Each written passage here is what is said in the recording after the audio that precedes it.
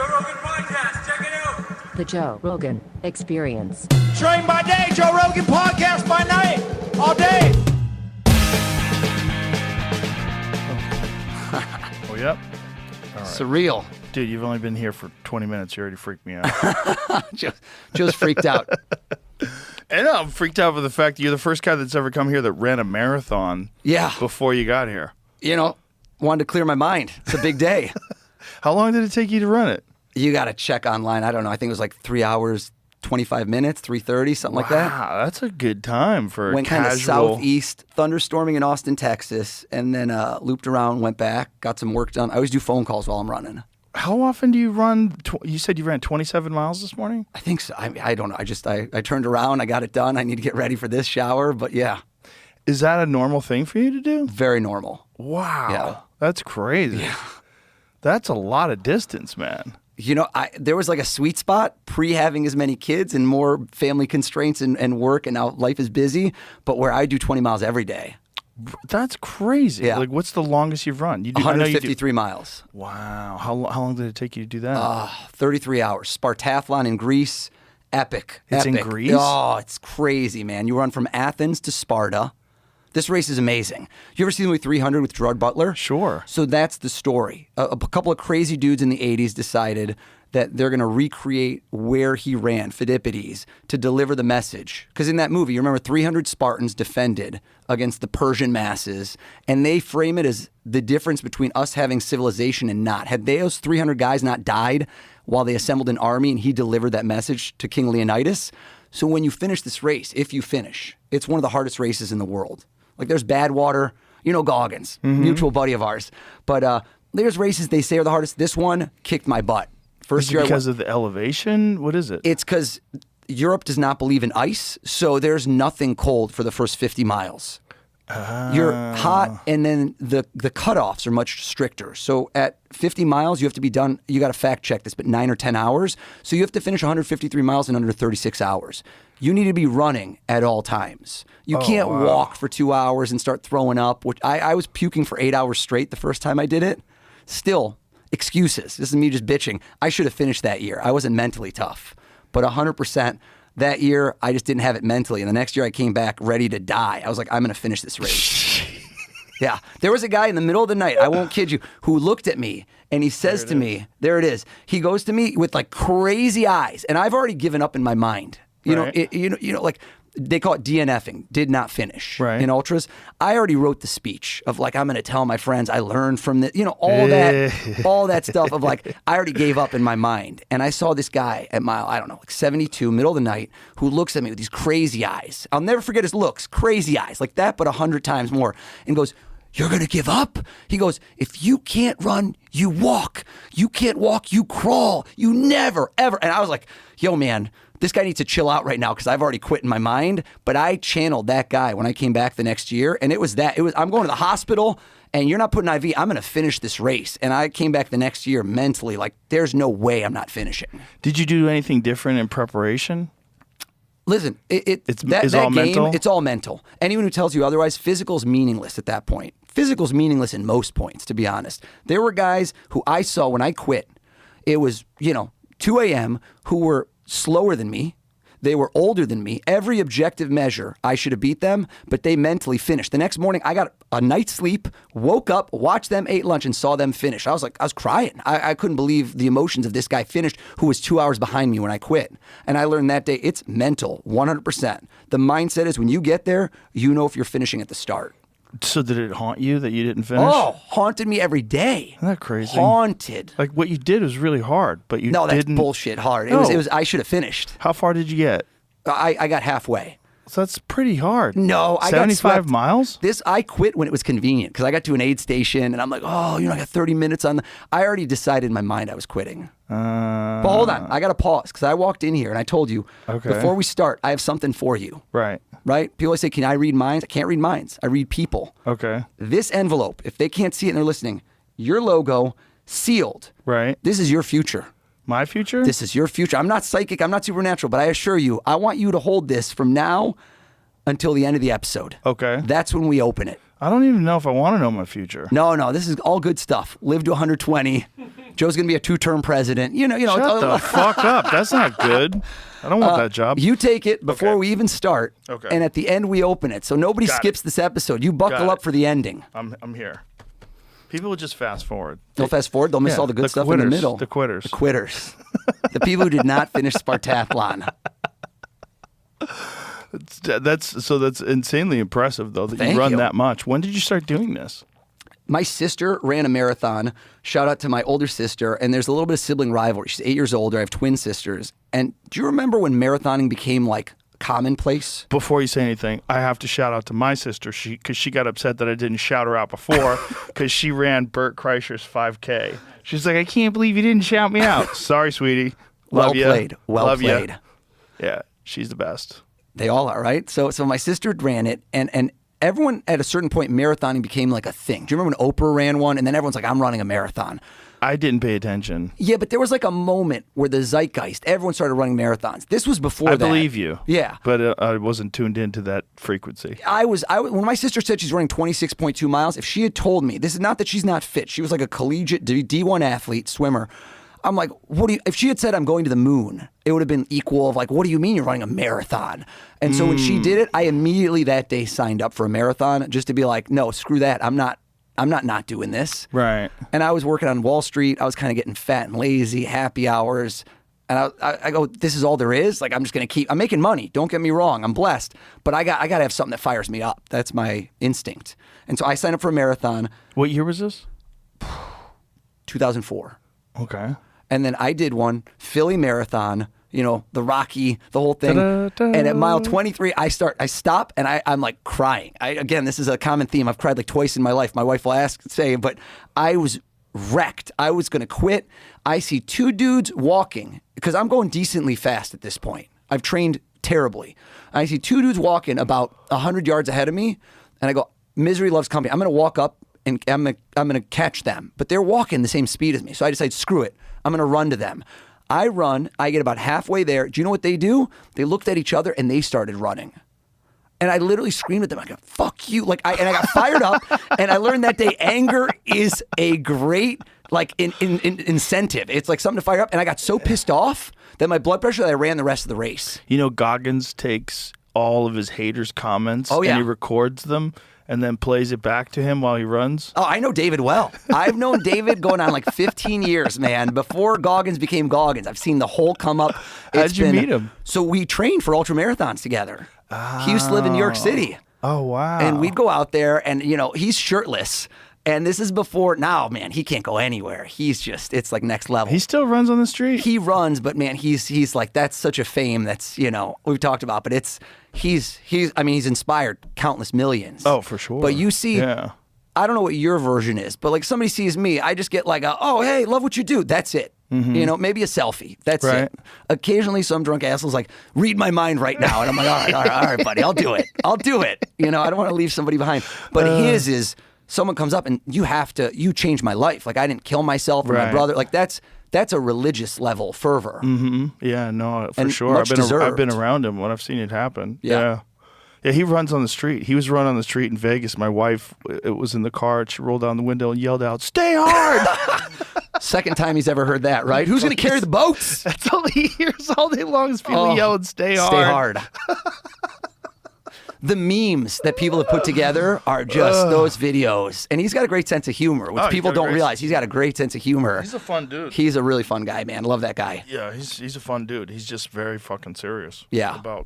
About pushing himself. Did you see the video of him and Israel Adesanya? Yeah. Yeah, it was crazy. Yeah. Like Israel Adesanya's a world-class athlete, world championship fighter. Yeah. Cannot compete, can't keep up with this 50-year-old man. Who was the other one? Was it John Jones? Who was the other one he trained? Tony Ferguson. Tony, who's like cardio is through the roof. Tony was like, that guy 5 rounds, it's just insane. Never gasses out. Yep.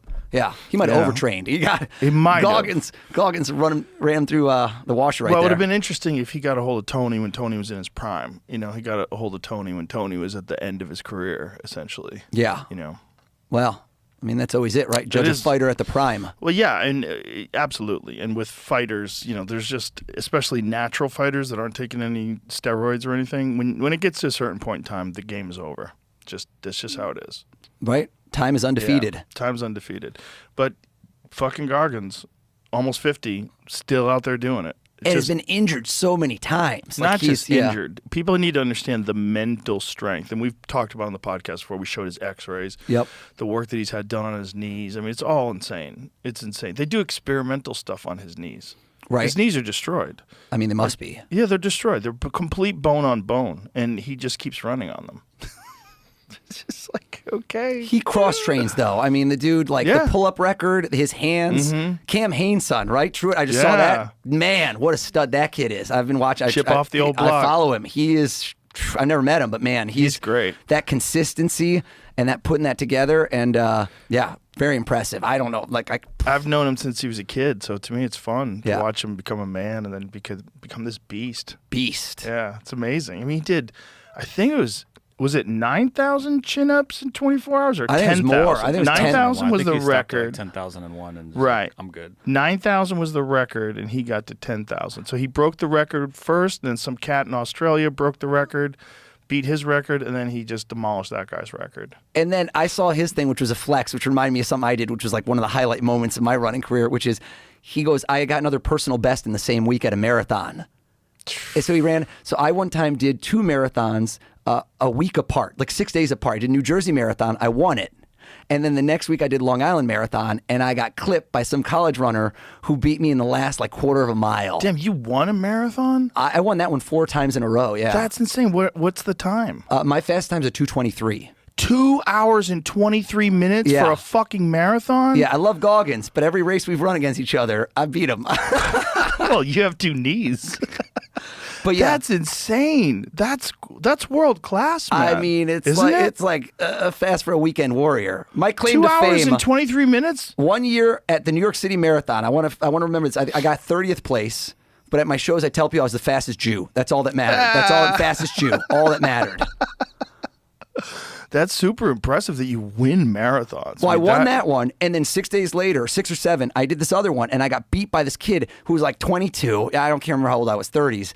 And he beat me, and he fell and collapsed at the finish. And I'm like, again, I'm pretty fresh. And he goes, oh my God, man. He goes, is that your personal best? And I'll never forget looking in his eyes, and this guy's wrecked. And I go, bro, that's not my personal best this week. And it was just the most fulfilling thing to say for not having won. But I'd run literally a week earlier faster. So that was a great moment. Yeah, but he beat you. He did beat me. True. First That's loser. a weird flex. Yeah. It's a weird flex. So you were a stockbroker? I wasn't technically a stockbroker. I worked on Wall Street, but what did you do on Wall tech. Street? So I went to school for electrical engineering and then worked the tech guys who supported the iBankers. Okay. And then how did you get involved in this mentalist thing? This mentalist thing, right? What a weird thing. So when I was a teenager, I started doing magic tricks. So I saw a guy on a cruise ship, and I'd never seen really a magician. I wasn't into it, didn't know about it, didn't have a kid's party magician when I was a kid, and I was obsessed. Literally, I was on a cruise. I followed this guy around the cruise ship. It was a little bit stalker-esque, and there's not that many places to hide if you're a grown man. So I was finding this guy everywhere to just see more tricks. And I got back home and I bought every book I could at Borders. I went to the library. I was obsessive. I'm kind of those types of people who I don't do anything 80%, 90%. Given the running today, it's like 120%. Wow. And that was the thing for about, 20 years. It was more, I was doing magic. I was always doing magic on the side. I paid for college doing magic. Really? Run a couple businesses, yeah. What did you do? Like do shows? So I graduated high school when I was 16. I skipped a grade, all this, and then my folks got divorced, long story, and they moved back to Israel. I was born in Israel, so separately moved back to Israel, so I was a bit of an adult. Like I had nobody supporting me. So when I went to college, I turned 17, I had to pay all the bills. Whoa. Yeah. So I was doing magic at restaurants. I've been doing magic at restaurants for like 30 years. And that's where I learned how to read people, just how to go up to a table of people who are like, who's this twerp? Like, who's this nerdy kid with braces? Like, what are you doing here? Get out of here. And how do you win them over quickly? And that's honestly the biggest skill is how do you, in sales, read people effectively, right? That's what I'm selling. I'm selling the thought of reading your mind. Now, did you learn the techniques from books? Did you take classes? No classes, books and videos, did magic. And so mentalism is kind of a field. Like you had David Blaine in here, right? Mm-hmm. Legend. Yeah. Man, growing up, like icon. So magic tricks are different because magic is there's sleight of hand, right? So you're deceiving your eye by making you look at the wrong place at the right time when I do a move. And I can practice that move over and over and over until I get it perfect so that when I perform it for you, it works, right? Okay. Stand-up comedy, the most pure art form, right? You and a mic, that's it. Mine is the closest. Magic, you have props. Mentalism, there's no props. Like, I don't need you to pick a card anymore. I don't need it. Right. I can just tell you, think of a card. And that's where I go with it. So now you start knowing how people think, and you, in essence, reverse engineer the human mind. It's kind of like magic of the mind. And so that's where it kind of went from magic, and I kept doing more of the mentalism, more of it. But mentalism has a very steep learning curve. If you go do an open mic and you suck, how many people get to the level of getting better, putting in the work? It takes 10 years to be funny for most people, right? There's a couple phenoms, but that's a different story. So most mentalists, they drop off because I'm just going to go back to magic tricks. This works every time. So it's more difficult to learn. Way more difficult. Is it sheltered? Like, is the material on it difficult to find? Is like it's. I think it's more that people don't have the thick skin. Like the same way you said the quitting mentality, where I came back the year later. Most people won't improve because you can't practice mentalism in front of a mirror. You can practice magic. So when I do the trick on you, and it's a card trick, no offense to magic, it's great, but what we're talking about is a much higher level. I can't get it right, and the first few times you do it, the first 100 times, you eat shit, like you're going to get it wrong, and most people don't want to do that. Oh. Watch. Let's try something fun. Okay. How about this? If I were to ask you, how long you been married? 16 years. Okay, nailed that question. Well played. Thank you. You got your sister's happy, your wife's happy. If I asked you, would your wife know your social security number? No. She doesn't know it. No. So is there any way in the world I could know your social security number? I don't think so. Right, you say I'm a stalker, who knows? Yeah, you also, could get the information maybe online. Agreed. Yeah. I'm skeptical, you're skeptical. Well, especially someone famous. Yeah, fully. Plus you can't change that, so I'm not going to do that to you. Data dumps. You know, if I told you right now to make up a random number, I'd say, get out your calculator. I'd love that. And you add it up and you do a random number. You know, screw calculator. I want it to be spontaneous. Would your wife know your ATM PIN code? No? No. Lie to me. Do not tell me your real ATM PIN code. Okay. Obviously, unless you want to. Make up a fake 4-digit number off the top of your head, what feels to you utterly spontaneous. Okay. When I say go, 1, 2, 3, 4-digit code, random, go. Okay. Say it. 2020. 2020, okay. So you ask me, how do I do what I do? Now, I'm going to write down 2020. Okay. It's weird, but statistically, men will lie bigger, women smaller.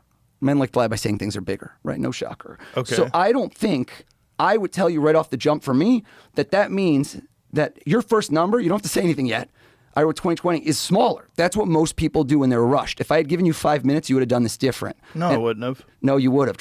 Why would I have? Because you would have thought about it, and then people go down a different path. Nope. No? Nope. Okay, worked out for me either way.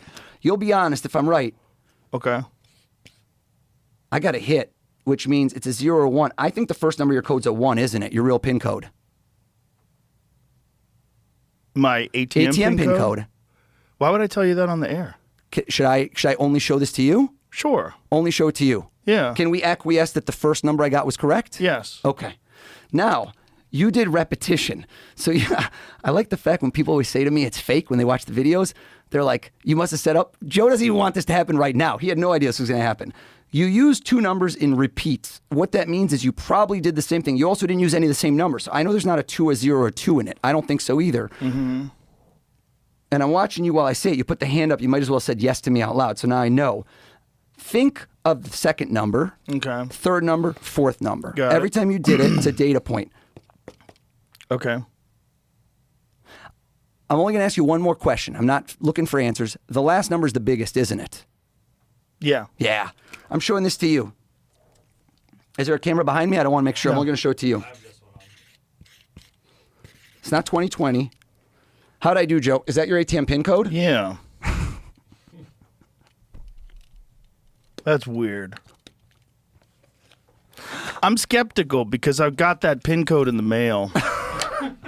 You know? He's calling his bank right now and being like, Joe, do you know this? Has this guy been playing the long game? Yeah, I don't like that. It's not 1950 anymore, people. We know our food is different, highly processed and less nutritious. Industrial farming practices often strip nutrients from the soil and can deplete the nutrients available for us from food. Even the healthiest diets can have nutrient gaps, but AG1 Next Gen helps fill those gaps. It's a more-in-one daily health drink to give your body the nutrients that you can't get from food alone, especially in today's day and age. AG1 Next Gen is clinically backed, rigorously tested, and trusted by athletes and experts. I've been partnering with AG1 for so long because they really do the work to help you feel a difference in your health. If you want to feel a difference and fill your nutrient gaps, subscribe today to try their newest clinically backed formula, AG1 Next Gen. You'll also get a bunch of other free stuff like a bottle of D3 plus K2 and 5 of the upgraded travel packs with your first subscription. Just go to drinkag1.com/Joe Rogan. 1 scoop a day, your body will thank you. Again, that's drinkag1.com/Joe Rogan. Have you ever done that to people and then withdrawn money? No comment. Interesting. Interesting. I'm trying to avoid criminal. Yeah, so I want everyone to know that was correct, right? That is, yes. You went 2020. Yeah, that was correct. Your wife of 16 years doesn't know it. But it's now only I do. It's 2020, not. It's just because that's the year I moved here. It wasn't like. I know you think that's the case. No, that's 100% the case. That's exactly what it is. What do you mean? I think that's the case. You said a 4-digit number, and I was like, oh, the date I moved here. Right. 2020, perfect. I hear you. You don't believe me. It's not that I don't believe you. It's that we got layers. So, like, we're peeling through, and I know why you think you picked it. And I know that you think you gave me no information. Okay. But I'm telling you that good luck finding out how in the world could I have found out your ATM PIN code. You said nobody knows this.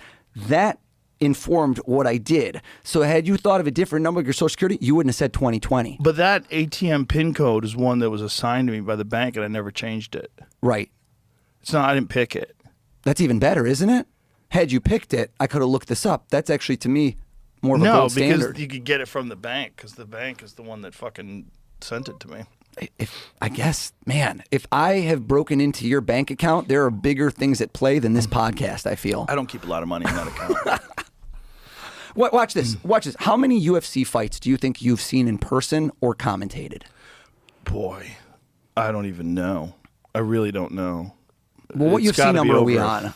UFC 2000, what is it? 200 and 234 or something? What is it at now? 235 is the next one? But each fight has an undercard. You got the title fight. Sometimes as many as 15 fights. Right? Or as few. 316. What is it? 316.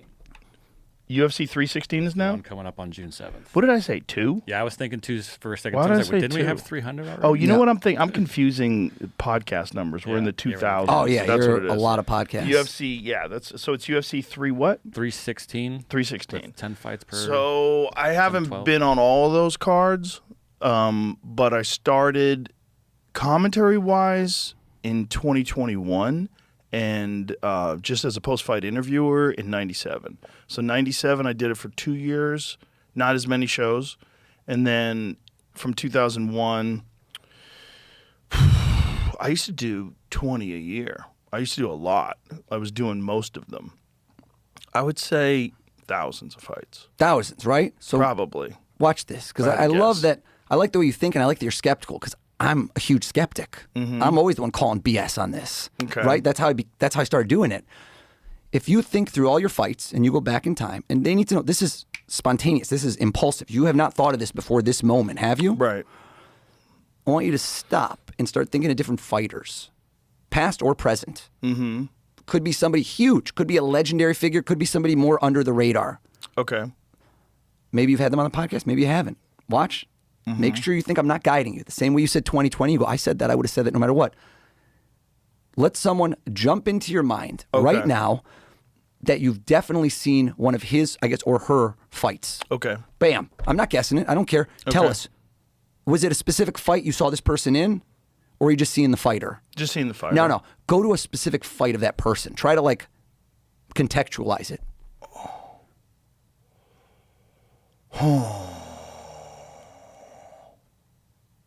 Or change to a different fighter right now if you feel like you need to? Maybe. Let me think. See, Joe's not going to want to change. I But didn't now that plan I on said doing that, this. I'm trying to get it crafty. yeah, get I'm trying crafty. to move along here.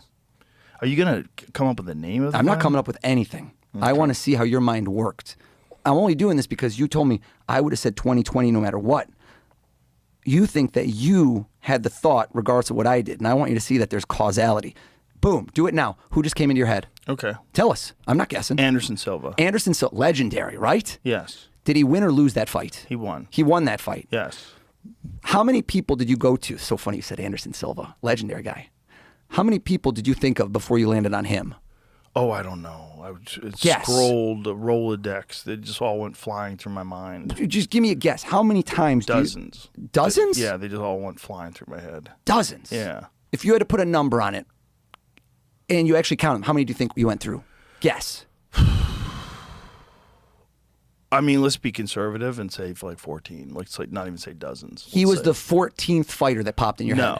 No, he was in there. He was in the mix. He was in the mix. I was just trying to figure out which one to pick. I was going to get one with a crafty Russian name. Should have. One of those Chechens. Yeah. All right, no. 14 people went through your head. Anderson Silva. Do you think that at some point in this week you heard something that got that in the back of your head that made you say that now? Do you think there's any way that could have happened? No, I don't believe so. You don't, No. right? No, I don't believe so. Okay. I've just been a huge fan of his forever. I don't think something popped up that made me think All about right. him. I'm just curious. Okay. No trick. I'm just curious Okay. why that happened. Yeah. Where do we go from here? Where are you going with this? Where are you going with this? I don't know where I'm going. You don't know? I do, Okay. but I'm not telling you yet. Oh, okay. Now Joe's flummoxed. He's like, where do we go? No, I mean, Yeah. like, I don't know why you asked me the question if you don't have a resolution. Oh, I'm not guessing it. I wanted to see where you thought of why it came to your mind. There'll be a reason. I don't want to explain it yet, but you'll see. Okay. Yeah. There'll be a reason why it came I into think my so. mind? I think there Really? is, yeah. What's the reason? Well, I don't want to tell you yet. I'm selling Why? the sizzle, not the steak. So these techniques that you use, are these ones that you've invented, or these ones lot of them. A lot of them. Yeah. Yeah. And how did you invent them? You how know did what? they come to you? I think my favorite form of entertainment by far is stand-up comedy. Like straight up, I'm a fanboy of comedians. Like not the people that do what I do, because I just love watching how you can take any premise and stuff that's not funny, right? The people that really go, you just like Andrew Schultz. Life, did you watch his? I haven't seen it yet. You haven't no. seen it? No. So how do you take infertility, right? And just, it's not really a very funny subject and make it is incredible. One of the No, best he's specials. amazing. He's so amazing. good. He's so good. And so I like the fact that how you invent that. So I design with an end in sight. I say, what do I want people to remember about what I do? Because I'm not really in the business of fooling you, honestly, and like entertaining you. All of those are side effects. What do I think I do for a living? I create memorable moments, which is very definable, because if you go see a movie, let's say you see a popcorn flick, you walk out of the movie theater, 10 minutes like, what happened in the movie? I don't know. It was fun. I don't know. That to me is 100% like the death of my show. You leave and you will remember things, hopefully for years to come. And that's because I can rework your memory. That's really a lot of the techniques I do. People think that your memory is infallible, that what you see is some sort of blueprint, like a video, and it's not. It has to do with how you feel in the moment, the emotions, the things you can position, the same way hypnosis works. So I can kind of engineer memories in a certain way, the way people remember things, the way they think, and create those moments that people talk about, hopefully for years. And that's what's been, I guess that's what's been the driver of my business and what's helped lead to my success. Engineering memories. And when you first started getting into mentalism, is that the word to use for it? yeah. Mentalism? Yeah. You're a mentalist, but do you call it mentalism? I guess so, yeah, mentalism. Did you know that? Or is it No. something that... No. I learned it. You know what? I learned certain things and I observed them and I didn't understand why they happened. You ever have that? You ever have a moment in a set where you say something that you didn't think was funny but got a huge laugh? Mm-hmm. Do you have that, or do you always know? Yeah, Because it's usually not the punch. It's like, I didn't know that would be funny right then. Oftentimes with a new bit, yeah. Right? You don't exactly know where it's funny. Where the beats are, what was Right. the word I said in this way, what was that inflection point? So when I was doing restaurants, I had this trick where I would have somebody pick a card out of a deck of cards, right? They would put the card back in the deck. They sign it with their name, and I used to do this at a bunch of restaurants. They would shuffle up the deck. I give them a rubber band. I say, rubber band that bad boy. And I would take the deck and I would throw it at the ceiling. It's kind of a famous trick. And then boom, the ceilings were really high at all the restaurants I worked at, so nobody could peel them down. Their card would stay stuck to the ceiling. And this was great for multiple ways. One, everybody talks about it. And they're like, dude, this guy stuck my card to the ceiling. How the hell did he do that? They would also bring people back to the restaurant. You right? Cha-ching, cha-ching. The managers loved me because we'd bring more people back to see it and point at where their card was, right? Business 101. And so I create a great value proposition to the manager. Why am I there? I'm, getting you guys more customers. Right. But one time I'm listening to people that came back in and they're talking about the trick and they go, yo, man, I picked a card. I put it back in the deck and I shuffled it up. And next thing I know, I look at the ceiling and my card's on the ceiling. And I'm like, yo, that's not what happened. I threw the deck up. The deck fell down and then the card was on the ceiling. So I go, why did that guy misremember it, right? Maybe he's just drunk, maybe whatever, but I'm trying to understand, why did he have a different memory of the same event? And what I realized is that people observe what you have them focus on. Right? Tony Robbins has a great bit where he goes, right now, close your eyes, tell me everything that's green in this room. And you're like, green? I don't, but then when you open your eyes, I see that the UFO lights are green instantly. But I say, close your eyes again. What's purple in this room? I'm like, I didn't look for purple. You find what you're looking for. So if I didn't say, it took me a while to iterate and figure it out. But if I don't look up when I throw the cards, when I would throw the cards up and let them fall back down in my hand and not look up, the percentage would go 80, 90% that afterwards, people, when they told the story, they clipped out the part of me throwing the deck. And now it becomes a miracle. How the hell is that card on the ceiling stuck? You mean you shuffled it, it was signed, it's on the ceiling? That went from being a good trick to a miracle. And I kind of learned that at about age 15. And now I started to realize, how do I do that with everything I do? Because that's a life hack for everything you do. That's not magic. That's life. How do you get people to remember what you want and forget the things you don't want? Wow. That's how you achieve success. You start to highlight your strengths. You find ways, and that's a learnable skill. That's not something for magic. That's something in all of life. And what is when you're thinking this? When you're thinking, I'm going to get people to remember something. Like how are you doing this? Like, what's your intention when you're trying to devise what to do? Well, I guess my intention. Well, at the end of the day, I'm a competitive SOB. I want to be the best in the world at what I do. I'm driven by that. It's like Olympic gold medalist. I want to do the best things possible. Most people don't know what a mentalist is. You go on the street, 100 people, how many people are going to say yeah? I have a second ATM card. Leave that for the end, huh? You want to try it again? Not yet. I don't like to do the same thing. I got to do better stuff. I want to see it again, though. I want to see if you could do it again. All right, before we go, how about that? Not right now. We're in flow. Okay. But I'm trying to throw you off. You could. Listen, I don't get it right every time. That's the other part. A magic trick works every time. This doesn't. I've eaten it on live national TV really? With millions of people watching. Yeah, man, there's no safety net. It's not a trick. There's not a card trick where you put it in, I find it. There's not like that. So how are you doing it? Well, I mean, I'm telling you, I don't read minds. I read people. I've got a whole host of different skills, algorithms, you name it, like misdirection. It's all a wheelhouse of skills that I'm using to create the impression that I can read your mind. But this has got to be a weird thing to know how to do. Weird, in a bad way or a good way? Definitely a good way. Yeah. But weird to you have an extra frequency. I agree. That you're tuning into with humans. You're experiencing life in a different way because you're experiencing life through this understanding of thought patterns. It's, in a way that you know other what the people best don't way, have. do you remember in Born Identity? The first scene, one of the scenes where he loses memory and he walks in the restaurant. Do you remember that scene? And he's sitting at a diner. Do you remember that one? I don't. He sits there and he turns and he goes, he doesn't remember who he is. And he goes, why do I know? And I'm going to massacre this quote. But why do I know that guy's 250 can handle himself in a fight? Why do I know this? Why do I know that right now I could run for 2.5 miles before my core temperature goes down to this? It's like this amazing superhero spy moment of how the hell does he know all that stuff? So he's observing life at a much more hyper-focused level than most people are. Most people are dialed in at autopilot. If you could set a speaker to autopilot, and here's what you're observing, I don't do it in my day-to-day life. It requires focus. It's not the same. It's kind of I guess, I don't know. I don't lift weights. I just run.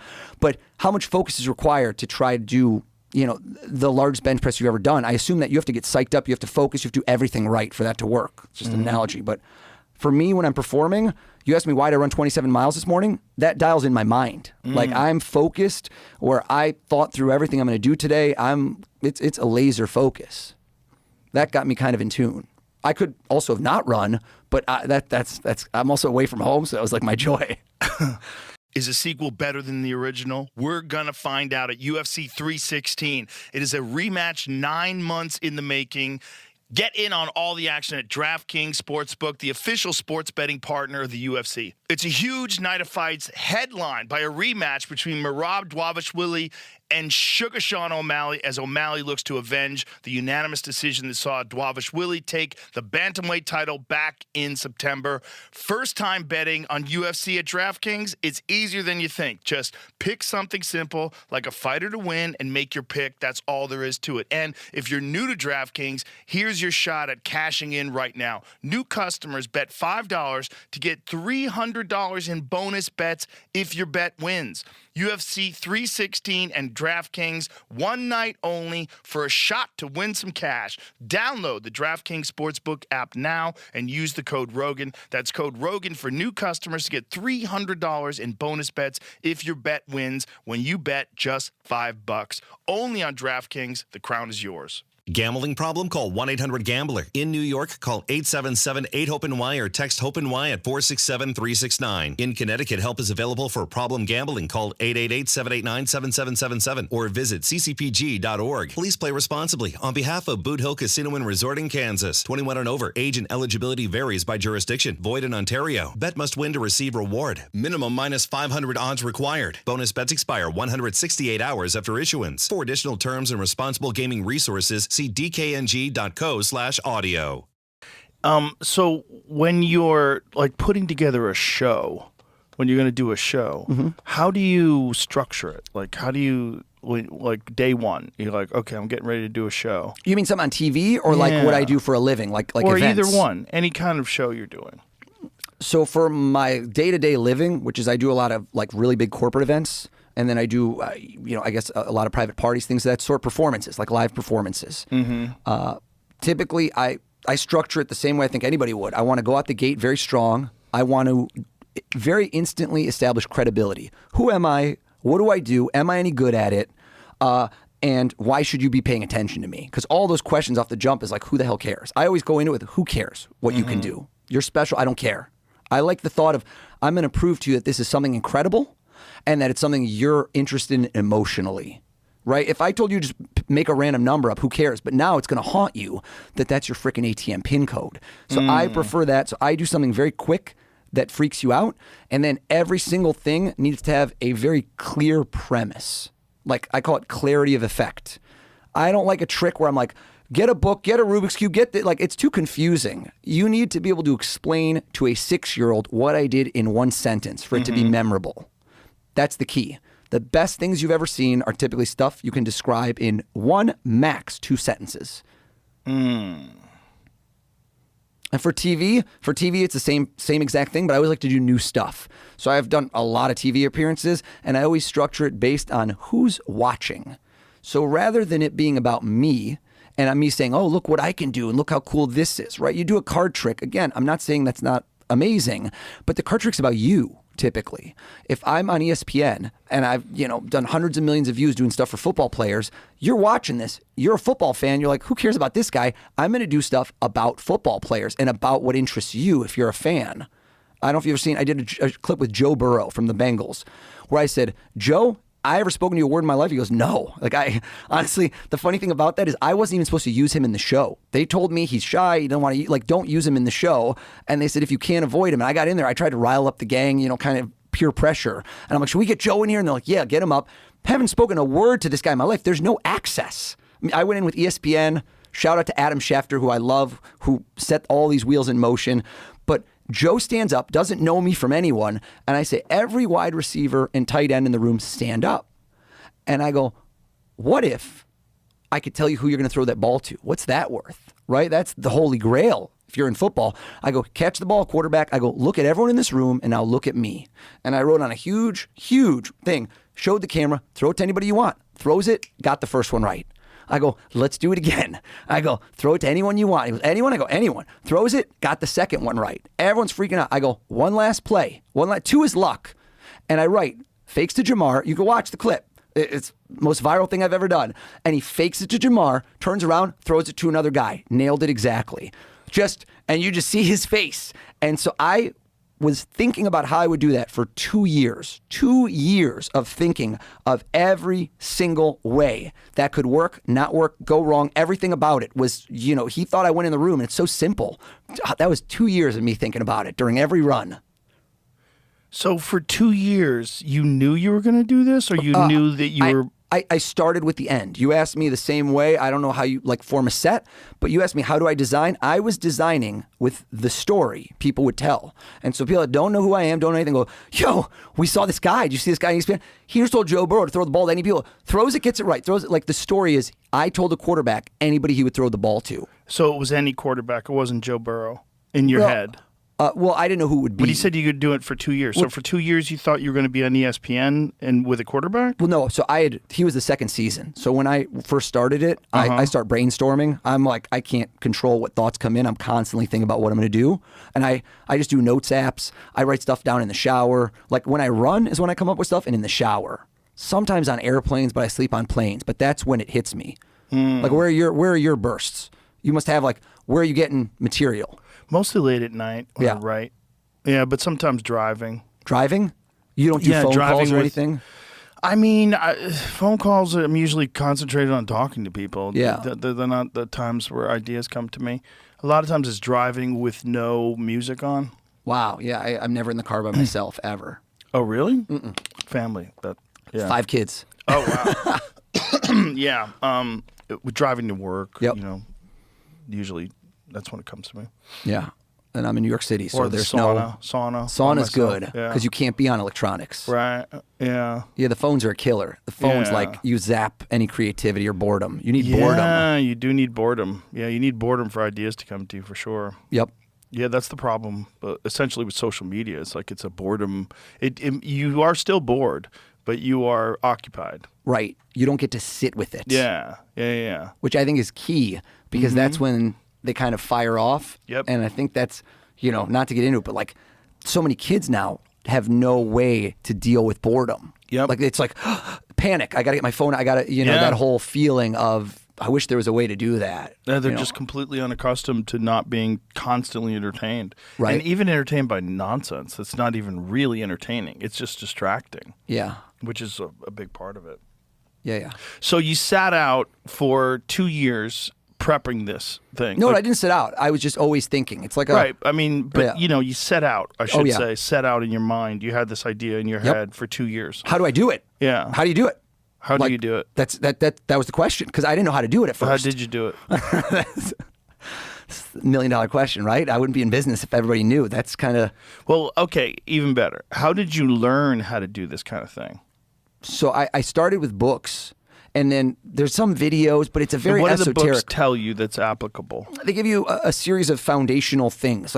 Almost everybody who becomes a mentalist starts as a magician. It's kind of like if you're a doctor, you got to be a doctor before you become a plastic surgeon. Mm-hmm. So there's this core set of skills that you utilize to know how to fool people, right? To know how people think. Okay. Right? Think about you. If I taught you a card trick right now, there's always a level of deception. We go, that's sleight of hand. Well, not even. There's tricks called self-working tricks where you don't need to do any sleight of hand. Okay. They work by themselves as long as you follow the instructions, like IKEA furniture, like step 1, step 2, step 3. As long as you can work people in a certain way to do the right things versus somebody being, I'm not doing that. You're like, oh shit, what do I do right now? Right? You have to know how to finesse people. You have to influence people effectively.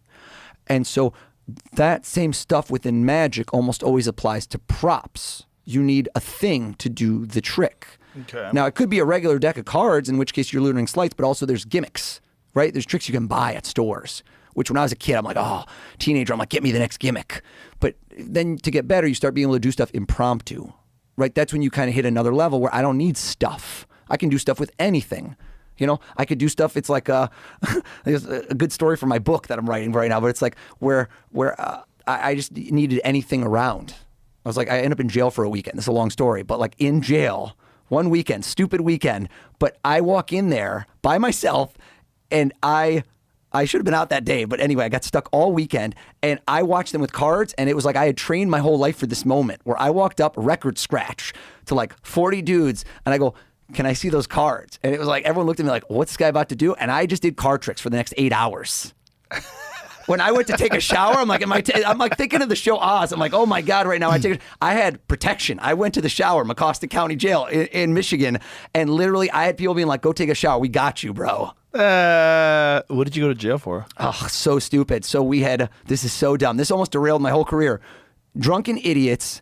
I go up to visit a buddy in college, and we steal from a Papa John's. Don't ask me why.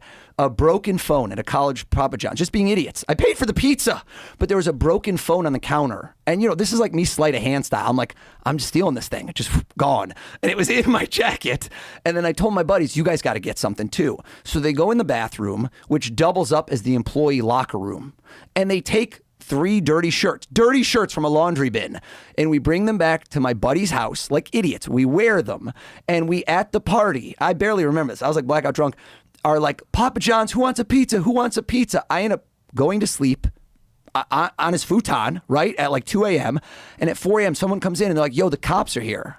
I'm like, dude, it's not my house. What do you want from me? Did you guys post the videos? No, this is talking about pre-social Papa media, John's? man. No. Somebody ratted us out. Somebody's roommate, I found this out way later, called and goes, yo, bro, there's a bunch of dudes here with a broken phone from Papa John's. I didn't know any of this. But somebody comes in, they're like, yo, the cops are here. And I'm like, they're here for you. And I'm like, here for me?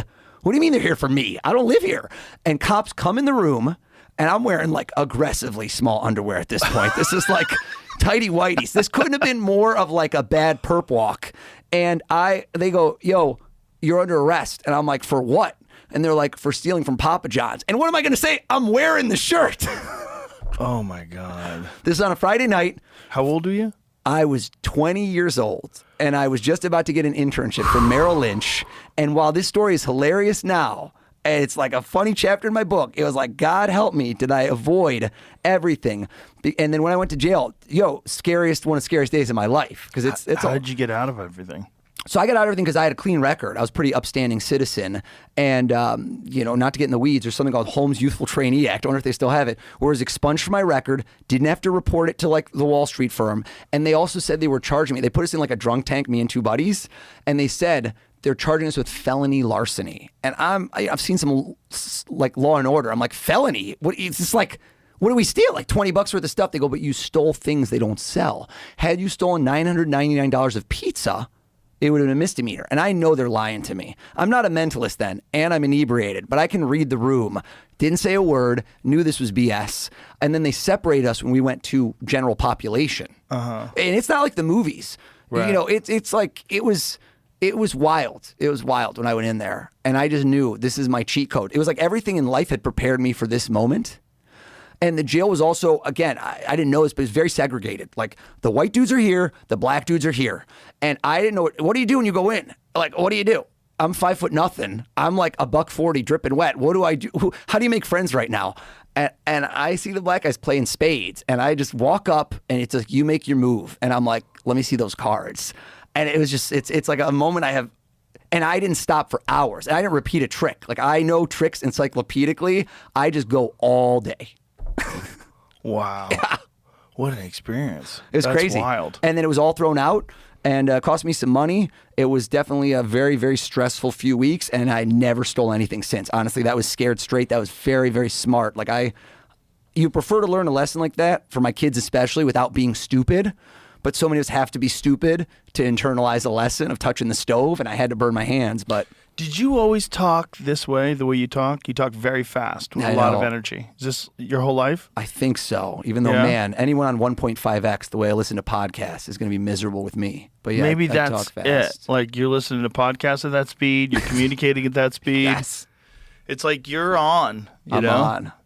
And you ran 27 fucking miles. That's true. No today. caffeine. So I'm not a caffeine guy. You don't drink caffeine at all? I try to avoid it. Like, I'm not a coffee guy. I missed the boat on coffee. I honestly wish I did. It probably wouldn't be good for me, given how dialed in I am. But, like, I just never started drinking caffeine, so I never got into it. Do you ever mess with any stimulants? Not really. No, not really? What does that mean? Like, what do you mean by Like, I'll have... Like anything. If I don't sleep... Yeah. And that happens a lot. So if I'm not, like, getting enough sleep, and I've done a red eye, and I'm this and that, I will occasionally do, like, a Celsius or a Red Bull, but I don't really like it. I do it kind of as medicine because I have to be alive and functioning, but I really try to avoid it. What is it like when you get hit with a Celsius and you haven't been drinking any caffeine? So I only drink about a third of it, and then I pour it out. And my kids are always like, why are you pouring that out? And they call everything a brewski, which is a weird thing. They call it just because before it was always like a brewski is what they've extrapolated to every beverage in a can being a brewski. That's hilarious. It's hilarious. That's funny. And so, but 1/3 just like must jolt I can't you do more to than the that. roof. Yeah. Yeah. Like if you drank a Four Loko. I did Four Loko have booze in it? Four Locos are like. Does it? Yeah, that's what I'm thinking. Yeah, it was like. But it has like caffeine too, right? That's like yeah, bad that's decisions right. in a can right there. Yeah, like what am I thinking of? Oh, a Red Line. Is that the one? No, I think it's Four Loco. It's caffeine mixed with alcohol. There's one that's like was just caffeine. It was fucking crazy. Oh, that was the stuff to take like pre-workout that was fucking people up. Was that a Red Line? Something like that. There was that one. That was the other one. That was Rip Fuel. Yeah. So you've always been like this. I gotta ask my wife. I think so. Well, I'm more on now because we're doing something. But if I go on certain platforms or TV and I know I want to be slow, then I'll just calibrate down. But I'm getting fired up. Do you, when you plan out a show, whether it's a corporate show or a television show, do you have like a whiteboard? Do you like put your ideas on? Like how do you do it? So I take meticulous notes about everything. Everyone I meet, everything at the end of a show. Immediately, as quickly as I can afterwards. Probably some people record shows. I hate rewatching myself on corporate shows and like live shows. Sure. I don't mind TV stuff, but for some reason those, if I've repeated material, because it's like muscle memory. You've done this before. It irks me to watch again. But I write down everything that happened, every nuance, like paragraphs about everything that happened, which is a useful life hack because I remember it all. But also I get repeat bookings a lot. So if somebody brings me back. Now it's like a real magic trick where I know everything about what happened. And if you even just recount stuff from 2 years ago, people think you have superhuman memory. Or what do they like? People's number one subjects are themselves, their family, and their friends. The more you can do that and give them back stuff about them, the more they're like, wow, what a caring individual, right? Being a good listener, a lot of times just repeating back to people what they just said. Right. When you do these corporate shows and you do these television shows, when it goes great, do you have this idea in your head like now I've got to ramp it up, now I've got to push it even further, now I've got to make it even more difficult for me? For sure. For TV more than corporate. Because corporate's not as big of a deal because what does somebody want there? They want a defined quantity, right? They don't want somebody, you don't want to work out new material if you're being paid a lot. It's at a stadium. Are you doing new ones? Like you're going to do your hour. You're going to do what's solid. So I do a lot of that. And the problem is I don't really have a lot of places where I can do new material because I'm just so busy. So I have so many events that I don't really have like anything that I can. Yeah, there are like open mics for mentalists where you can go and practice. There might have been in the past, but right now it's not. It's just not where I'm at. So do you just practice on friends sometimes and people everything's in my head. Everything. So I a lot of the things I'll do on TV, I've never done before ever. Really? Yeah. So I'm just thinking through everything that could go wrong, and I go through kind of like a list of what could go wrong here, what could go wrong here. What if they think this right there? What if we change this? So I have like plan A, B, C, D, E. I have just a long list of what everything will go, like a pick your own adventure. And typically, I know where to go with it, and then controlling your body and your tension is everything, right? So you're a hunter. You step on a branch, animal hears it. What happens, right? Gone, right? It's a sense that we can feel. We have the same thing. We're animals. If I get tense when something's going wrong, you can sense it. Even if you don't know it on a conscious level, you can sense it. And now we have a cascade. So my job is based upon me being somewhat of the alpha and being in control of a situation. And so if think about it. If I just said, think of your PIN code, you're like, I don't want to, right? I don't want to. I'm going to do this instead. Right? How did you acquiesce to my will? You did what I wanted in essence, right? We could manipulate anyway, but at the end of the day, you did what I wanted. Right. And in my show, I'm the one pointing the camera. I'm always the director. You don't get to point where you want. I'm kind of in charge. And even if I let you think you're in charge, I'm still in charge at the end of the day. Right. I come to my kids. I want them to eat veggies. I don't say, you got to eat your veggies. They'll say, no. I go, you're so lucky right now. Carrots, cucumbers, or peppers? Which one? You're so lucky you get to choose first before your brother or sister. Now I've framed it differently. right? Anybody who has toddlers knows that's the best way to do it. Don't go straight on. That's not going to work. Right. So the same thing applies. Power dynamics in relationships with people. So I got lost in my train of thought. But in essence, if I am messing up and you know it, it's going to go downhill really fast. And so on TV, some of my biggest mess ups, you don't know. But I am shitting my pants, flop sweat, like fully, and I can't let you see that. I need to be so calm, because if I am not calm, you can actually tell, and it's going to keep going worse, and I can't get you to go back to what I want, and now I've lost control of the situation. So years and years were spent doing that. It's I would say it's very akin to a sniper. I'm not a sniper, don't get me wrong, I'm not military, but how do you calm your heart rate? How do you stay calm even when you're not? And I could have an HRM on me. I'm calm when things are going wrong. Because that must help. The running must help for that. I think so. Control your heart rate. Low heart rate. Just in control of it as well, right? Yeah. Like your heart muscles very finely tuned. Yeah. I think it helps. I mean, it can't hurt. It does. Yeah. Well, my friend Cam Haynes, Yep. who also runs these crazy ultra marathons, he's also the best bow hunter in the world. And Oh, bow yeah. hunting is a lot of it is controlling your anxiety at the moment of the shot execution. And I would imagine for him, his heart rate is like completely under control all the time, because he's always like very low. You know, because he does so many miles, like everything, he can stay calm. It's probably a really great tool just for staying calm, right? I think so. I mean, the way I describe the ultra marathons, because they're silly, right? He just ran. I love Cam. Ran 250 miles. Do you see that thing? Amazing. Yep. That's a crazy thing to do. That's not healthy. And I'm a nutcase who can say that. And for most people, they're like, I don't want to do that, and you don't need to. But what is that? What is that really? When you do that, everything else in life becomes easier. Mm-hmm. The lows that you experience when you do something like that is a way you cannot fake in any other way. You cannot test who you really are than putting yourself. You could be on the couch saying, what would I do, and be tough guy, and you're pretend to be Goggins or Haynes. But until you get in that level where you're miserable, you haven't slept in a day, you have all that, there might be another way to push yourself, but that's where you learn, who am I really at my core? And then when you go back to normal life, everything else, the volume is turned down. And when I come back from those races, all I do is get a mirror to put up to see, who am I really when things are at their lowest, and when I want to quit and I don't. Yeah, I think that's a very strong statement. I think one of the things that you just said there, I've said a bunch of times, is that if you can work out really hard and push your body and push your mind, it makes other forms of adversity that you face during the day much easier. And I think that's one of the reasons why so many people are so filled with anxiety.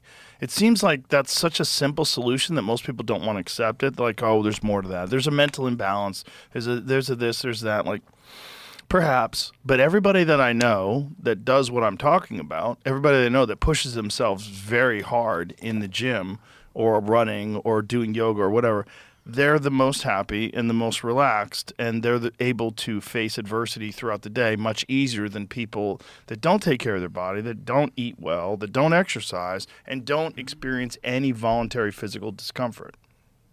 Couldn't agree more. It's just, I think it's mandatory, you know, and it doesn't have to be what I do, or it doesn't have to be what you do.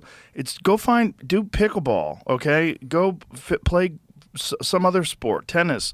Do something that's fun. Jiu-jitsu is a great one because it's fun to do, and then you learn how to do something while you're working out. Muay Thai is another one like that. You know, there's a lot of stuff that you can do that's fun, that's exercise, but man, you should exercise. You know, you got to move your body. You got to move your body. I don't want to speak out of turn like medical, but they've shown over and over that exercise is it's almost as effective in certain regards, and like just being a certain level of healthiness than antidepressants. No, more effective. Yeah, more effective. More effective. It's unbelievable. Statistically, clinically more effective. More effective. Yeah. Because of course it is. Of course it is. Like, this is the reason why people are so filled with anxiety, is because your body has certain physical requirements. Right. Your body was designed to fight off predators and to run away from enemies and to hunt and gather food. That's the same DNA as people that lived tens of thousands of years ago.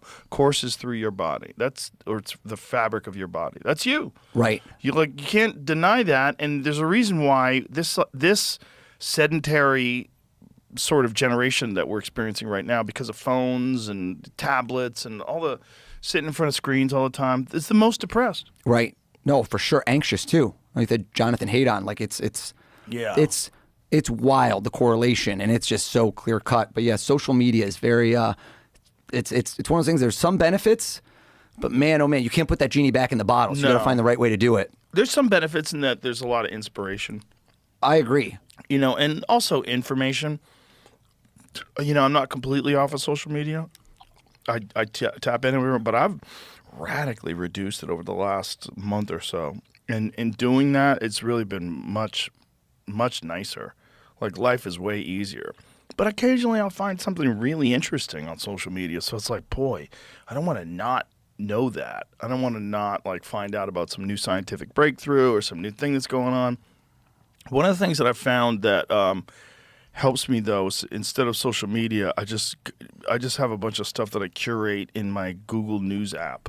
And so I'll just like find like any sort of scientific breakthrough or some weird discovery or a lot of really interesting things about ancient civilizations. I just have that stuff curated, so it just shows up on my feed. Where do you get that on your phone? Right? Yeah, it's just the Google News app. It's great because it's like that way I can find stuff out without having to go and just hopefully randomly run into it on X or on Instagram. Right.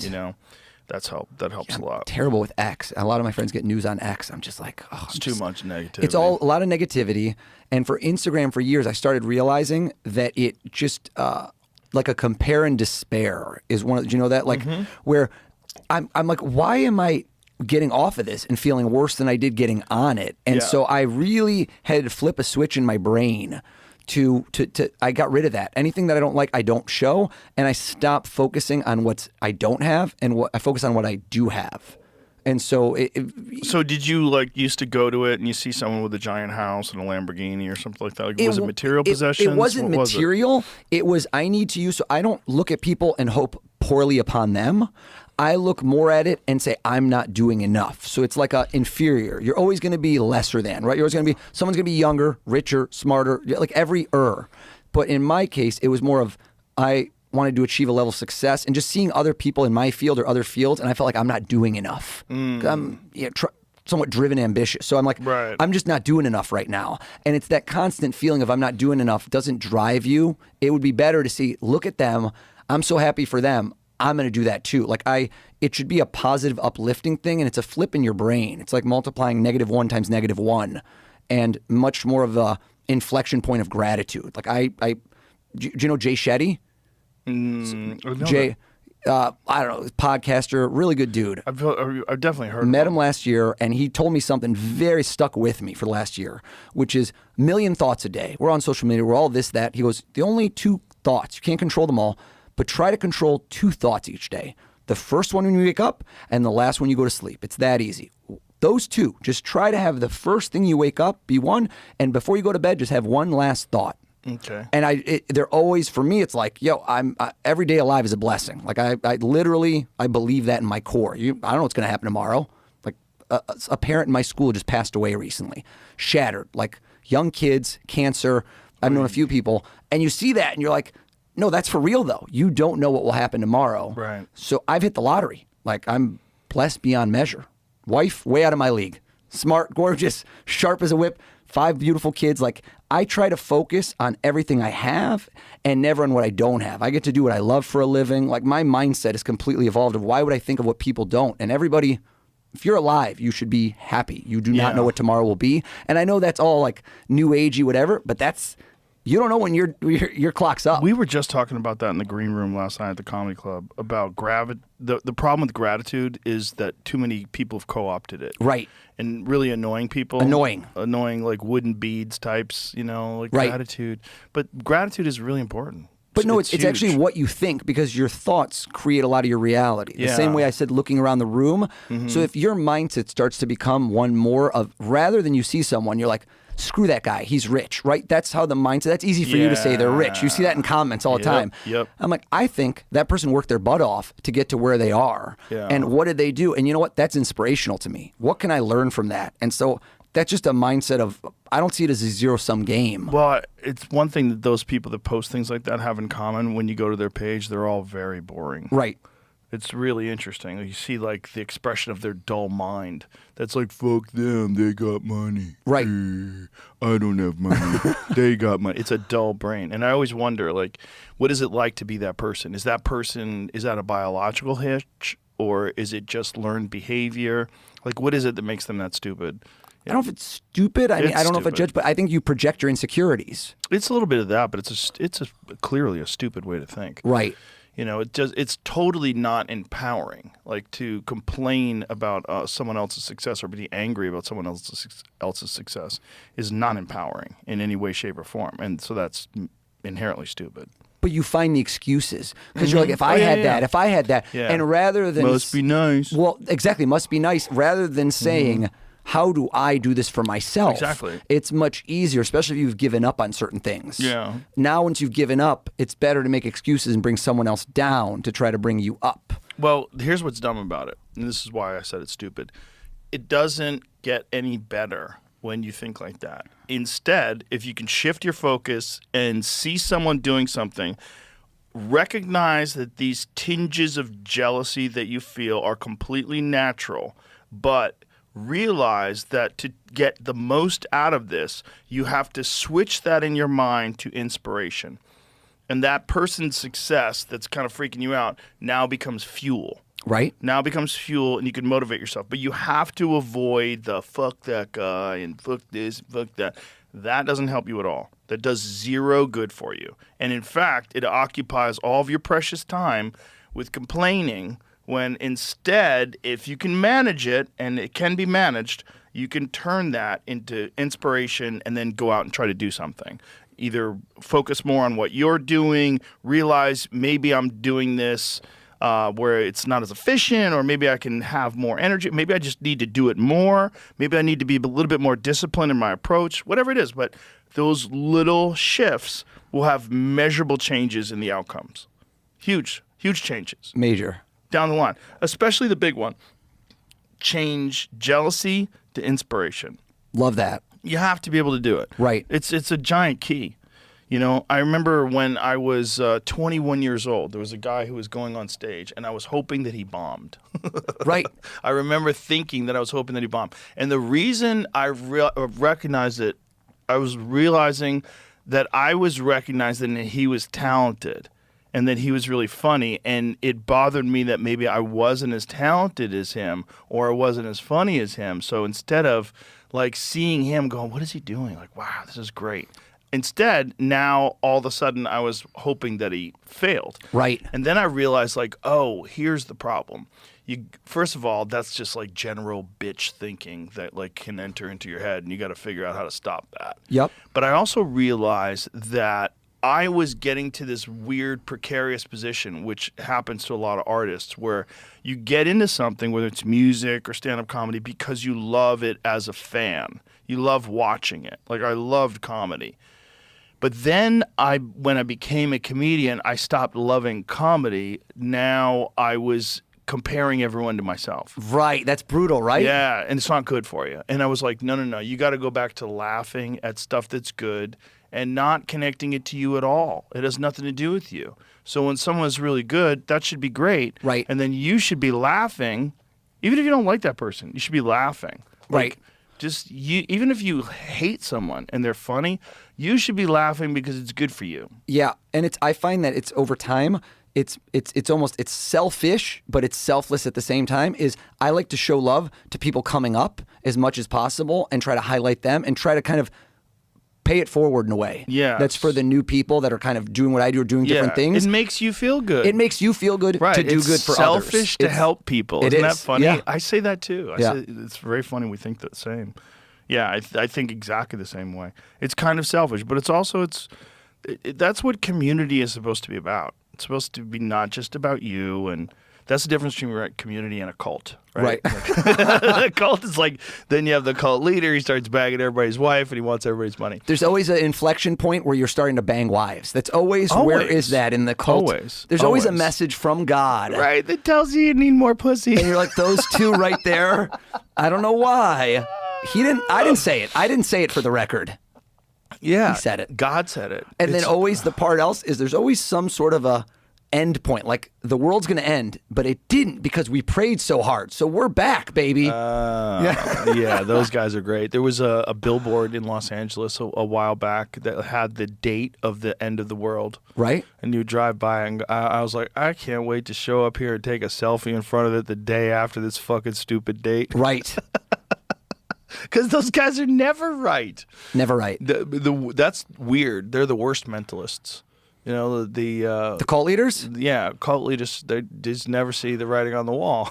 The cult leader has like a very unique where, again, there's a fine line between if you looked at a path of my life, again, I don't see myself cult leader, but a con man is very similar in many regards to what I do because that's using these skills in what I would describe as like an unethical way, right? But don't you think they're the same thing? A cult leader's a type of con man. Oh, I was saying what I do is like a con man. Yeah, but you are a con man for entertainment purposes. Right, exactly. It's different. Like right. you have an understanding of the human mind, but instead of using it you do it for entertainment, which is like a good way to use it. For sure. Where everybody gets happiness out of it. It's happiness, and you're not lying about the premise, which is the premise is I'm starting from the jump. I'm not psychic. I'm not supernatural. People ask me, is this like a talent or is it a gift?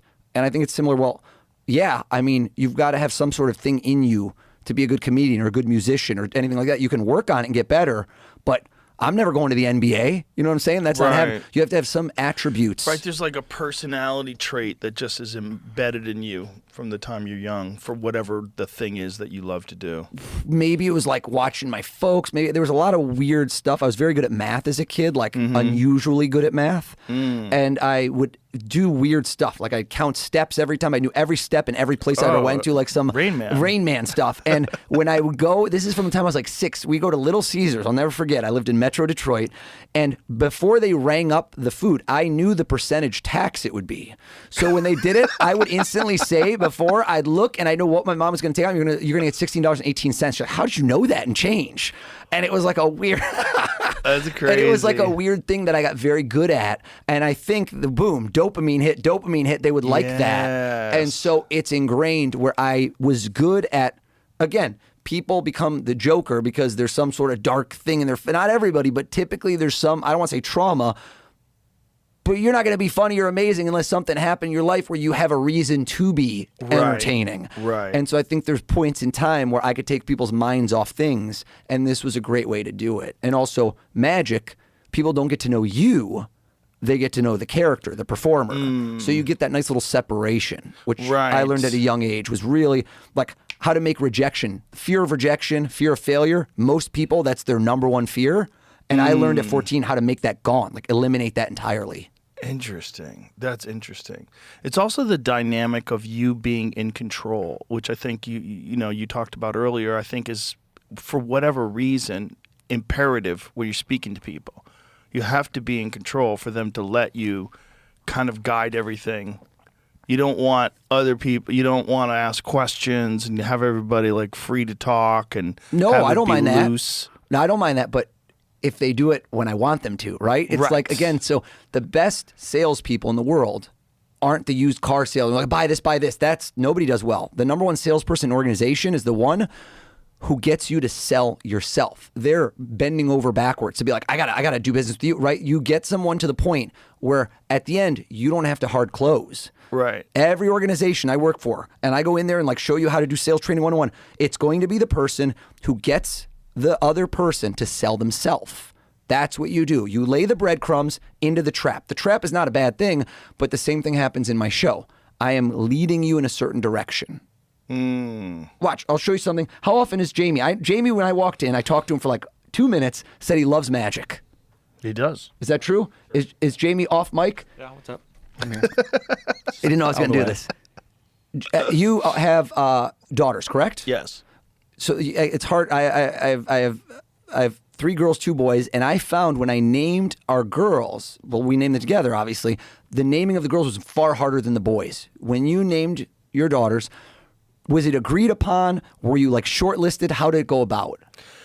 Well, I feel like my wife did way more work than I did. Yeah, for sure. So she carries the baby in her body, and I said, listen, I would just want veto power. Veto. Where you can't name the kid applesauce or something fucking stupid. But she didn't. I go, I don't think it's a fair proposition. That At was all. like literally what I said. I said, and I don't give a fuck about names. And they've got your name for last name, which is so not fair, but yeah. Right, it's right. Yeah. Exactly, and so does she.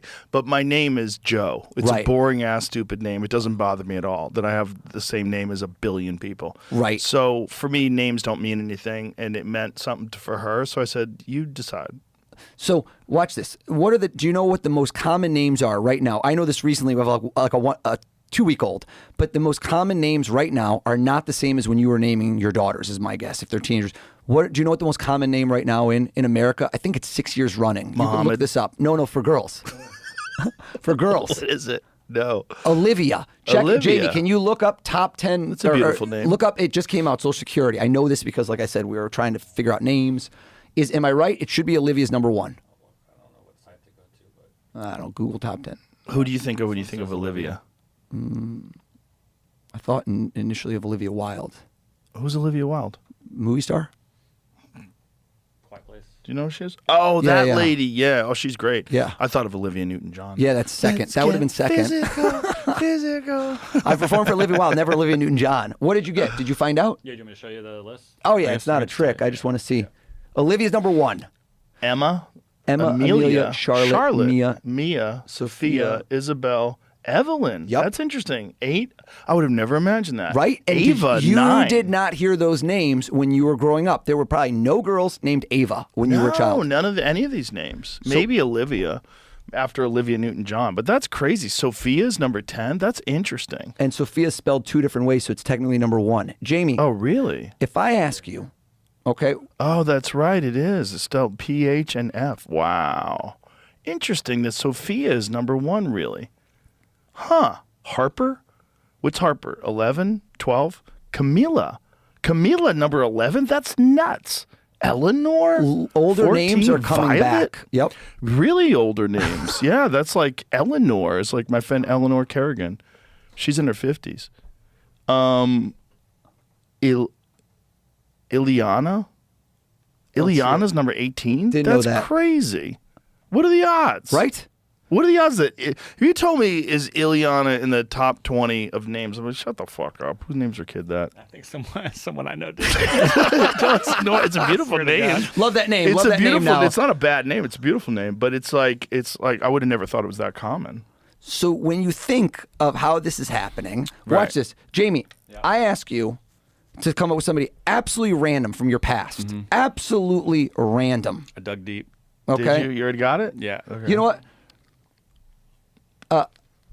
It's not on How this do you list. know this person? Not. Oh, you shouldn't have said that. Oh, sorry. Oh, whatever. shouldn't have said a Well, word. You know what? still. Right away. What did I you know say? it's from preschool. Preschool? Somebody Yeah. in preschool. Yeah.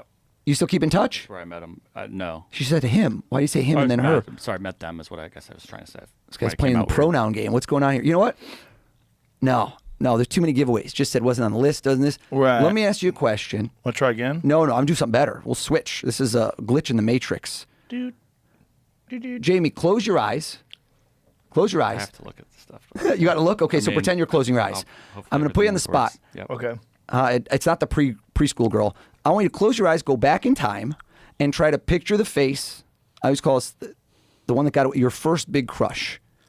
Can you visualize her face, or you can't see her clearly?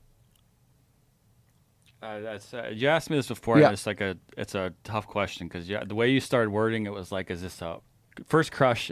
For me, it was like the first person like I knew. There was like TV people and stuff like that. Oh, is it a TV person? That's what it would have been technically, I guess. Yeah, Your first crush was a TV person. sure. Yeah, someone I saw on TV. Is that right? I think so. Okay. I guess. Yeah. Well, I don't know. Is I that don't know. I'm trying to. I don't. if I were to ask you to look up how popular this name is? Well, I'm not going to do it again. It's not top 10. Is that correct? Right. It wasn't. Okay, no. hold on. Look this way at me.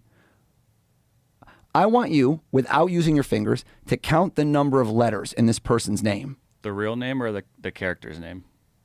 I don't know if that matters. I don't know. I've never had a fictional character Yeah. as my first crush. This guy got weird. Yeah? I don't know. Whatever name you went with. I don't say it out loud. I'll go with the fictional character's don't say. name. Don't say. No. 'Cause Don't. To me, they weren't a real person then. So Well, I don't 8 or know. 9, I don't know. Oh, don't say. Oh, don't tell. Oh man, don't tell me. Don't give me any more clues. you're not gonna figure it out. Good. All right. You know what? Do this. Joe, I want you to see this. Should we get a piece of paper, write down? There's mics everywhere. Okay. Screw it. Don't even write down. Don't even write down. No, not you. I was going to have him write it down. Yep. Okay. 8 or 9. Do me a favor. Sure. Count again, but to yourself. Don't do it out loud. Count to yourself. What, the letters? Yeah, don't do it out loud. Oh, the 8 or 9 wasn't the letters, but go ahead. Yeah. I'm so confused. All right. Good. This got all over the place. Jamie wants this to go wrong. He does. I do too. I don't know if this is the real name or the fake name anymore, but before today and me asking you to think of this person, be honest. Yep. Would it have been days, months, or literally years before today since this person even crossed your thoughts? Honestly, this would have been a couple months. Couple months. Could Joe know it? No. All right. Mix up the letters and stop like Scrabble tiles. Freeze and grab out a letter somewhere in the name. Maybe grab one out of the middle. Okay. You got it? Sure. He did too, and he switched. I was trying to look to you. No, you did shifty eyes. He did this one and then this one. You didn't do a vowel, did you? I don't know. Well, you can tell me. Yes, I did. You did a vowel after all that? A-E-I-O-U, look at me. That's the first one I picked. And you went to the end. Do you think the last letter? No. The last letter is a vowel, though, isn't it? Sometimes. It is. Here we go. I'm going to show Sometimes why? Yeah, that's the only way. Sometimes it's a vowel. A-E-I-O-U and sometimes why? Take a look. Don't say it. Don't say it. Okay. I don't know. This is, who knows? Was it 9 letters? The name is 9 letters long, isn't it? The real person's name is 9 letters. Yeah. I think. Yeah. The real and he hadn't thought of this person in months. It doesn't in a vowel. Yeah, it does. I know. I saw it, and you switched to one. And I wrote this down, Joe. You see it, right? I can't change it. No trick here. No BS. What's her name? This first crush. Saw her on TV. Her real name is Christine. Christine is what I wrote down. Christine is what I wrote down. Her fake name's Melody from Hey Dude. You don't have to tell me. I know. I know, Stan. Christine Taylor. How did you know? There's this. Wait, hold on. Right now, I want to try this. Here's what I want to try. Joe, how many people? What the fuck just happened? Wait, where did I put this? Are you an alien? Hold on. Do you work for the CIA? I got to take a leak like crazy, too. You do? Already? Where's the bag? Dude, I drank like 2 Gators before I got in here after the run. That was a mistake. What bag? There's a bag. Oh, I didn't bring it. You didn't bring it? No, Why don't you go pee and get your bag? I've got it. Look, I want you to do this. I put together, this is for you. Joe, take these. Okay. 50 people, chat GPT. Okay. Look through that list. Okay. And these are all people, I didn't make this up, I just wrote them down. Okay. Who have been on the show multiple times. Right. And that idea, how would I describe this? My guess is you have a personal connection. You know these people. Is that a fair assessment? Rattle off, if there's anybody in there that you feel fits the bill or you don't talk to them anymore, throw it away. I don't care. Okay. Yeah, I know all these people. You know these people? Mm-hmm. Okay. Sure. Not a trick. I'm not going to guess who it is. I wrote the list. I know who they all are. Got it. I don't care. You want to mix them? You want to do something? I don't care. Whatever you want to do. Okay. Once you mix them up or whatever you want to do, put them in front of you, please. Like a pile. Okay. Turn kind of... Oh, you're not going to look because I don't want them to be like random. Okay. Kind of put them in front of you. Kind of turn them sideways. Turn them sideways? Well, I want to see what you're doing. Okay. And I think we're going to do this together. I don't know if I'm going to reach over or not. Okay. Here's what I want you to do. Okay. I want you to take... I'm going to do it with you. Is I want you to lift off like a chunk. A chunk. Okay. Yeah, like a chunk, and put the chunk over. Over here? No, like next to you. Okay. Like, I don't know. How do I, can I move over with the mic or no? Yeah, just come over here. Yeah. Take the headphones off. Should I take them off or leave them on? Take them off. Take this. Take this. Okay. Well, take the piece, and I want you to take, and the same way that I'm making a bunch of chunks like this, Uh-huh. I want you to take, and I want you to be in charge of this. So take these ones. Okay. And would you agree that's pretty randomized? Very randomized. Okay.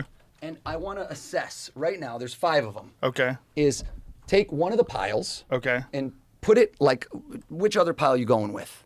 Another pile? Like, point 2 to piles? another one. Okay, this one? How about this one? Yeah, perfect. And I Okay. want you, don't show me. Okay. I want you, like, grab that one. All right. The card. The card on top? Whatever you want. Take it, grab it, and look at that person's name. Okay. And don't let me see it. How likely, if you were to text this person, do you think would they answer? 100%. Oh, you sure? Yeah, 100%. Most of the list was a guy. Guys, is it a guy? Yeah. Okay, not judging. A lot of dudes on the show. Put them all back together. Okay. Let's assess this. I don't want to know who it is. I don't care who it is. As long I want to see, and if they're not going to answer, I would tell you to text somebody new. Okay. Text this person in your own words and say, I don't know, got a minute, need a favor, and see if he texts back. If he doesn't, we go to somebody new. We'll give it like, I don't know, 15, 20 minutes. Okay. Can I tell him what's going on? I would hedge and not say yet because I want to see where he goes with it. Because if you tell him, I don't care, but I want to keep this very. I don't want him to know where we're going yet. Okay. Should I tell him to text me back? Yeah, I guess text me back. That works. Hey, brother, do me a favor and text me back as soon as you get this. It's going to sound like someone's dying, but The world okay. depends on it. Okay. All right, and put it down. We'll revisit later. Pressures. Let's see. Let's check back in a few minutes. Okay. Will it vibrate if he did? No, I have it on Do Not Disturb, but I'll take it off. There we go. Okay. He's very busy, so he might not be in front of his phone. No worries. If it doesn't go, we'll give it some time, and if not, we'll switch gears. Okay. But turn your phone face down so you don't think I can see it. I don't want to know who, what, where. Alrighty. We'll revisit. We'll come back. Put it on my lap so I feel it when it vibrates. Oh, I'll pee later. I'm holding it in, though. I knew the Joe Rogan effect. Dun, dun, dun, dun, dun, dun. Okay. We're just going to sit here and wait for him to text me? No. We'll check back in later. That seems ridiculous. Is it? Yeah, because he could be working out. He could be doing anything. So if we get it, it's meant to be. This is, we'll see. Okay. It's not pressing. You have an idea who it is? I don't know. I can look through the list again. It's not Cam Haynes, is it? After you said all that? Is someone popping into your head? I'm not going to guess who it is. Not at all? No, because here's the reason why. If we reveal stuff, I don't want you to. If I guess like something very specific about this person that will, like, he might not want everyone to know his ATM PIN code or social security number. Oh, you're going to guess his I don't too? know what I'm going to do yet, but I don't want, you could tip it, but he's going to be pretty pissed if everybody finds out something. So I prefer if nobody knows yet. But if we want to, you'll see. Okay. Take it to the next level. Jamie's in the room. Right. But what if we could just get anyone who you could have picked? Anybody you know. Right. Now it's different. Right. Now it's never been done before. Right. You ask me, what do I wake up with thinking about? How could I do this? Yeah, how are you going to do this? I don't know. Let's see if it works. Let's see if it works. So, okay, was he good? Oh, he got me. He did? Yeah. Okay. Here's the thing. I think that if I were you, I'd say later, well, it's texting. What if somebody saw something? No. I have an idea. Don't give any clues yet. There's microphones everywhere. We just asked him to think of his first crush, but he did like someone fictional and like that's a. Can I tell him I'm in the middle of a show? Maybe say I'm in the middle of a show. Okay. And say, we're doing a bit. Do you want to call him? Because if you're texting this, do you want to call him or do you want to text him? Well, if I call him, people are going to hear his voice. No, but what if you call him and you just go over there? Which one's better to you? Which one's more impossible? Where later you go, there's just no freaking way. Is it better if he texts you or is it better if he calls you? What do you think is just more impossible? I could have him call me. Yeah, why not? Do this. Have him call you in a second. You'll go over there where there's no microphone. And I want you to ask this guy the same question I asked Jamie. Do you remember the name of the first girl you had a big crush on?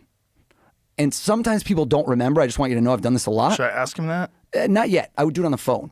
Okay. Yeah, screw it. Ask him that. Okay. Okay,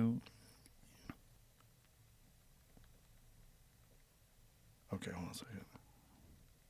I should have just did it with voice. No, because then, well, yeah. Nobody's listening to this, I'm sure. No, but I mean, it's quicker.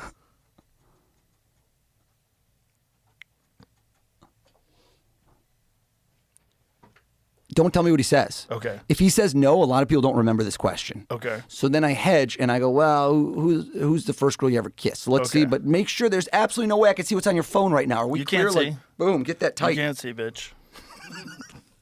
Just get mad. Okay. Does he know or he doesn't know? Yep. He knows? Yep, right away. Did he tell you? Yep. No shit. Yep. Ask him, is it the same as the first girl he ever kissed?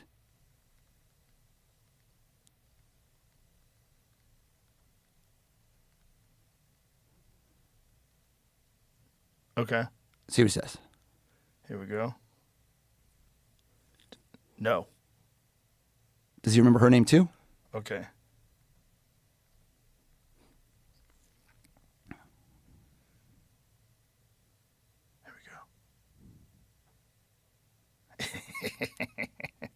Yep. It's 2 weeks ago, right? No, I'm kidding.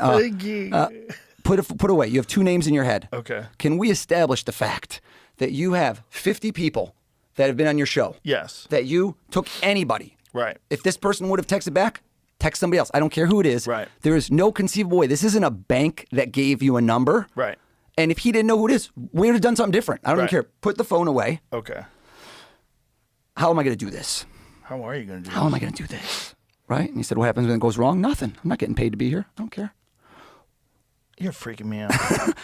Think of both names. They're Got it. different. He had 2 different people. Yes. The same way that you did 2020 and you didn't know, think of both names, and I want you to juggle back and forth between the 2, the first kiss and the first crush. Okay. And is one name more interesting to you, or like they're equal? Or is one name more interesting or not really? Not really. Not okay. No, So you don't they're like pretty... if you gravitate, I would have been like go to 1. Okay. Count the number of letters in the first crush to yourself. Don't use your fingers. I can see. Count the number of letters to yourself for the first crush. I did that to psych you out. Yeah. I started doing those. And then count the number of letters in the first kiss. Oh, you looked up. Interesting.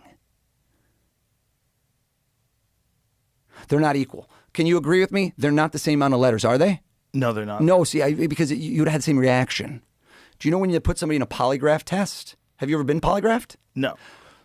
They can't just ask you the questions right away. They can't, because they first have to get your benchmark. Same way blood doping, you got to test someone's blood against their blood. People have different amounts of testosterone naturally.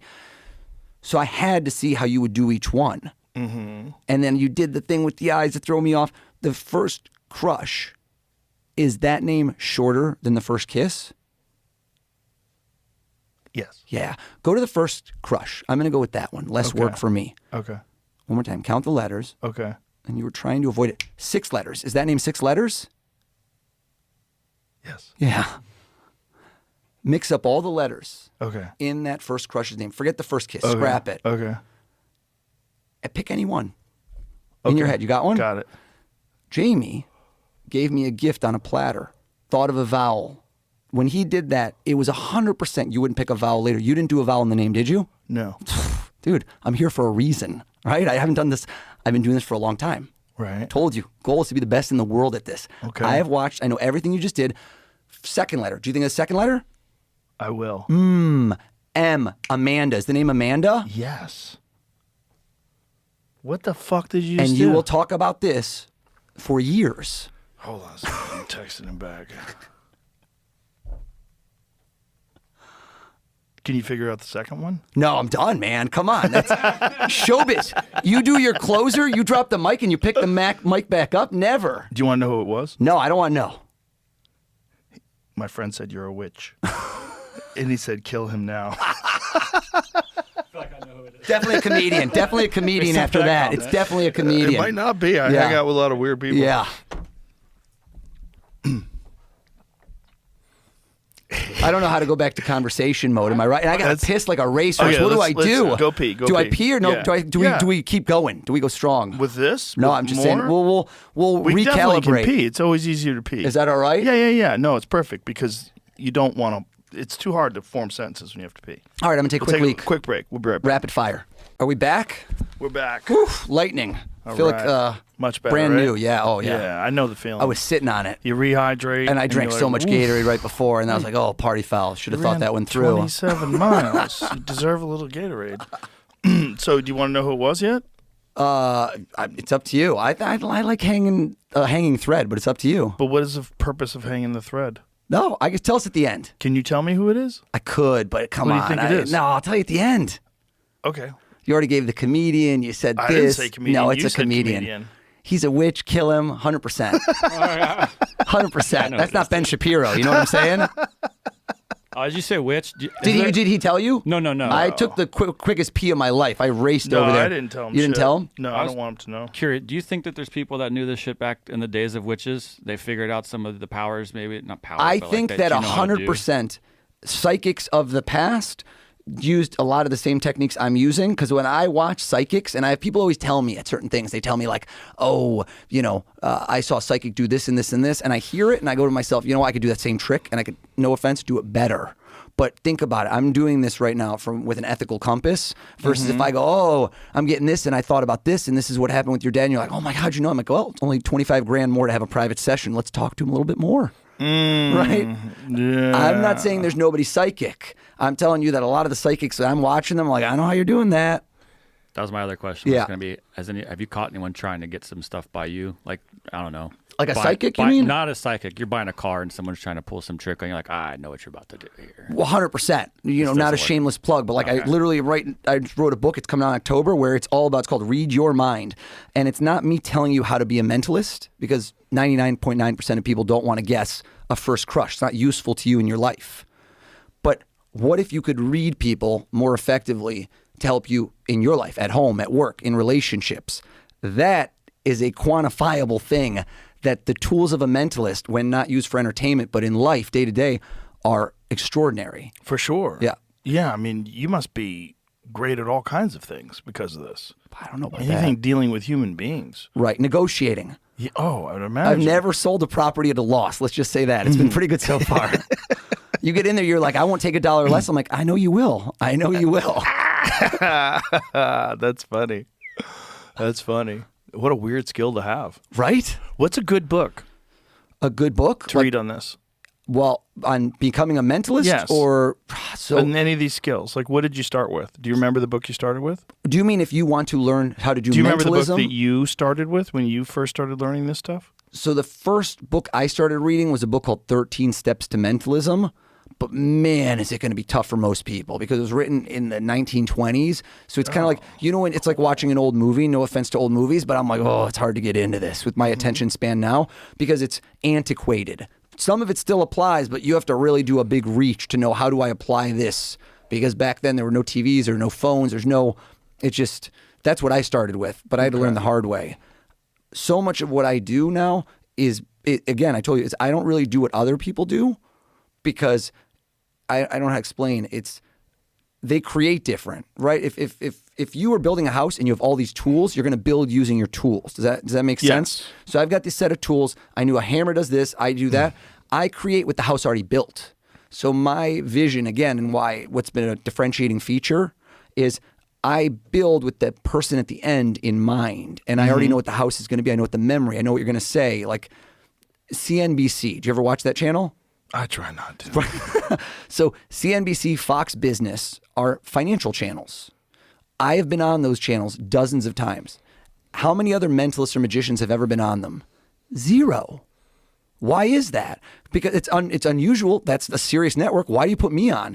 Because I do stuff around the markets. And so if you're watching it, you buy in because my stuff's about stock market, interest rates, all stuff. And it's like, this is crazy, but it had to do with stuff I know. So the same thing when I do ESPN, I'm creating from a different perspective than most. I customize the content. Like when I do a corporate event, I learn in and out your business. And when I go up there, I sneak in the medicine. So now your people aren't just seeing a show, they're getting messaging and they're getting it in a way where they don't tune out because they don't realize they're being spoken to. It's mostly entertainment. But boom, I planted those thoughts and you leave there with, what's the product launch? What's this? All those things are now internalized and remembered.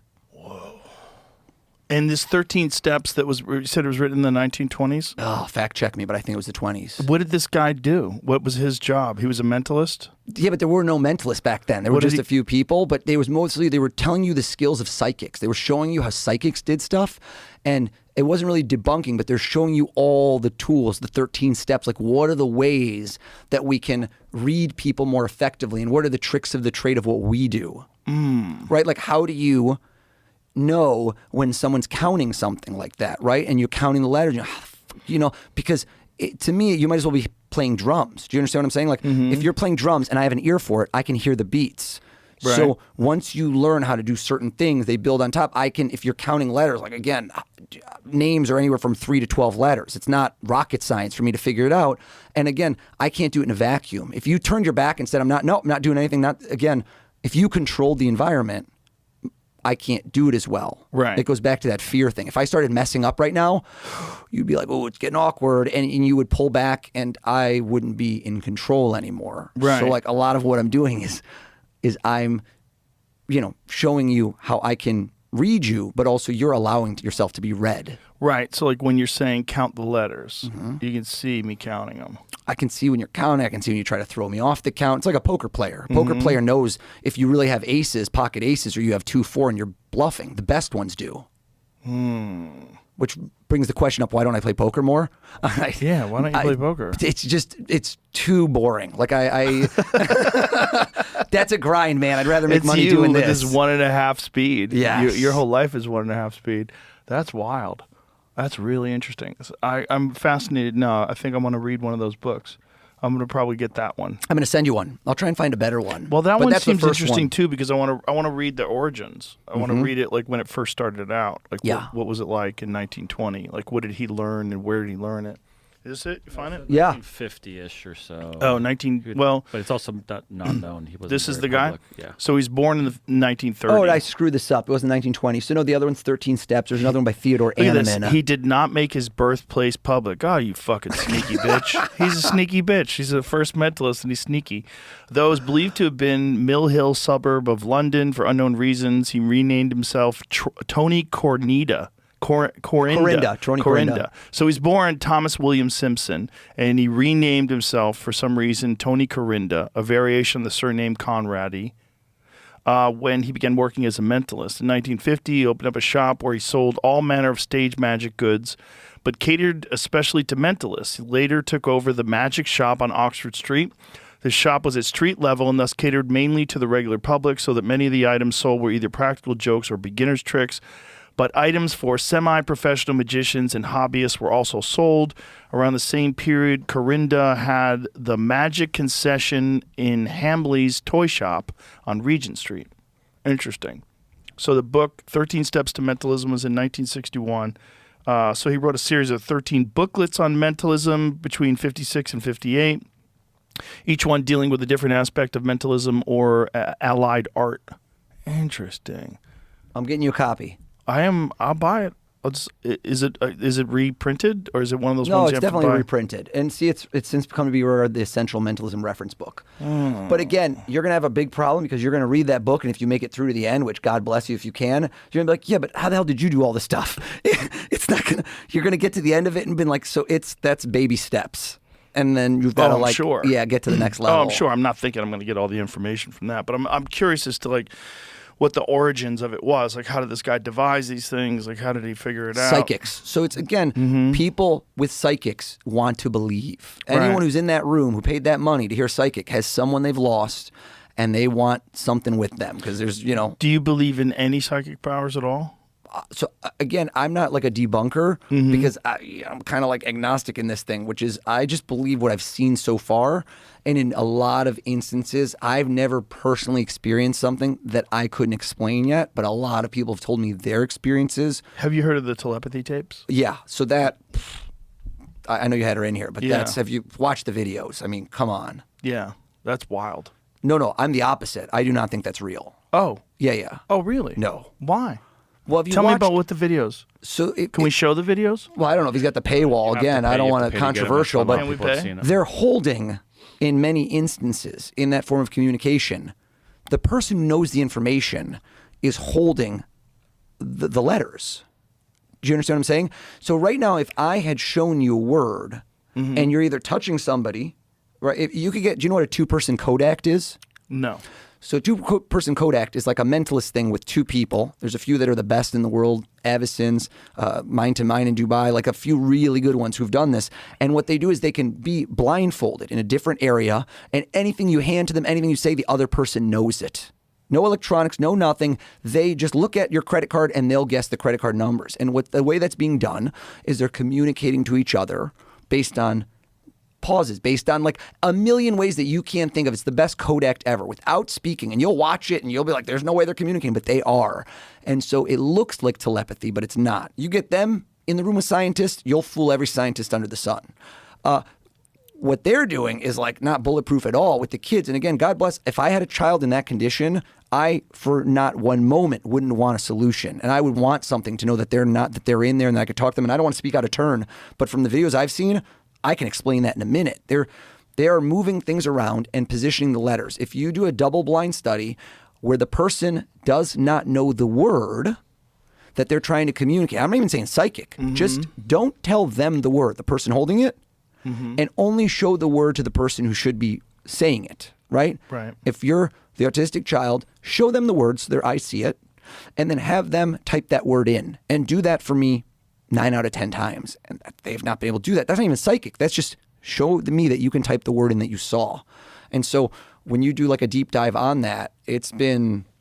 She offered to have someone come in with their parent and do that. Would you do that with us? Sure. So you could like. But I don't want to take anyone's. I don't want to take anyone's hope away. I'm a parent, and like again, God. I don't think they're making money on it. And I like. No. I'm very. I don't like to.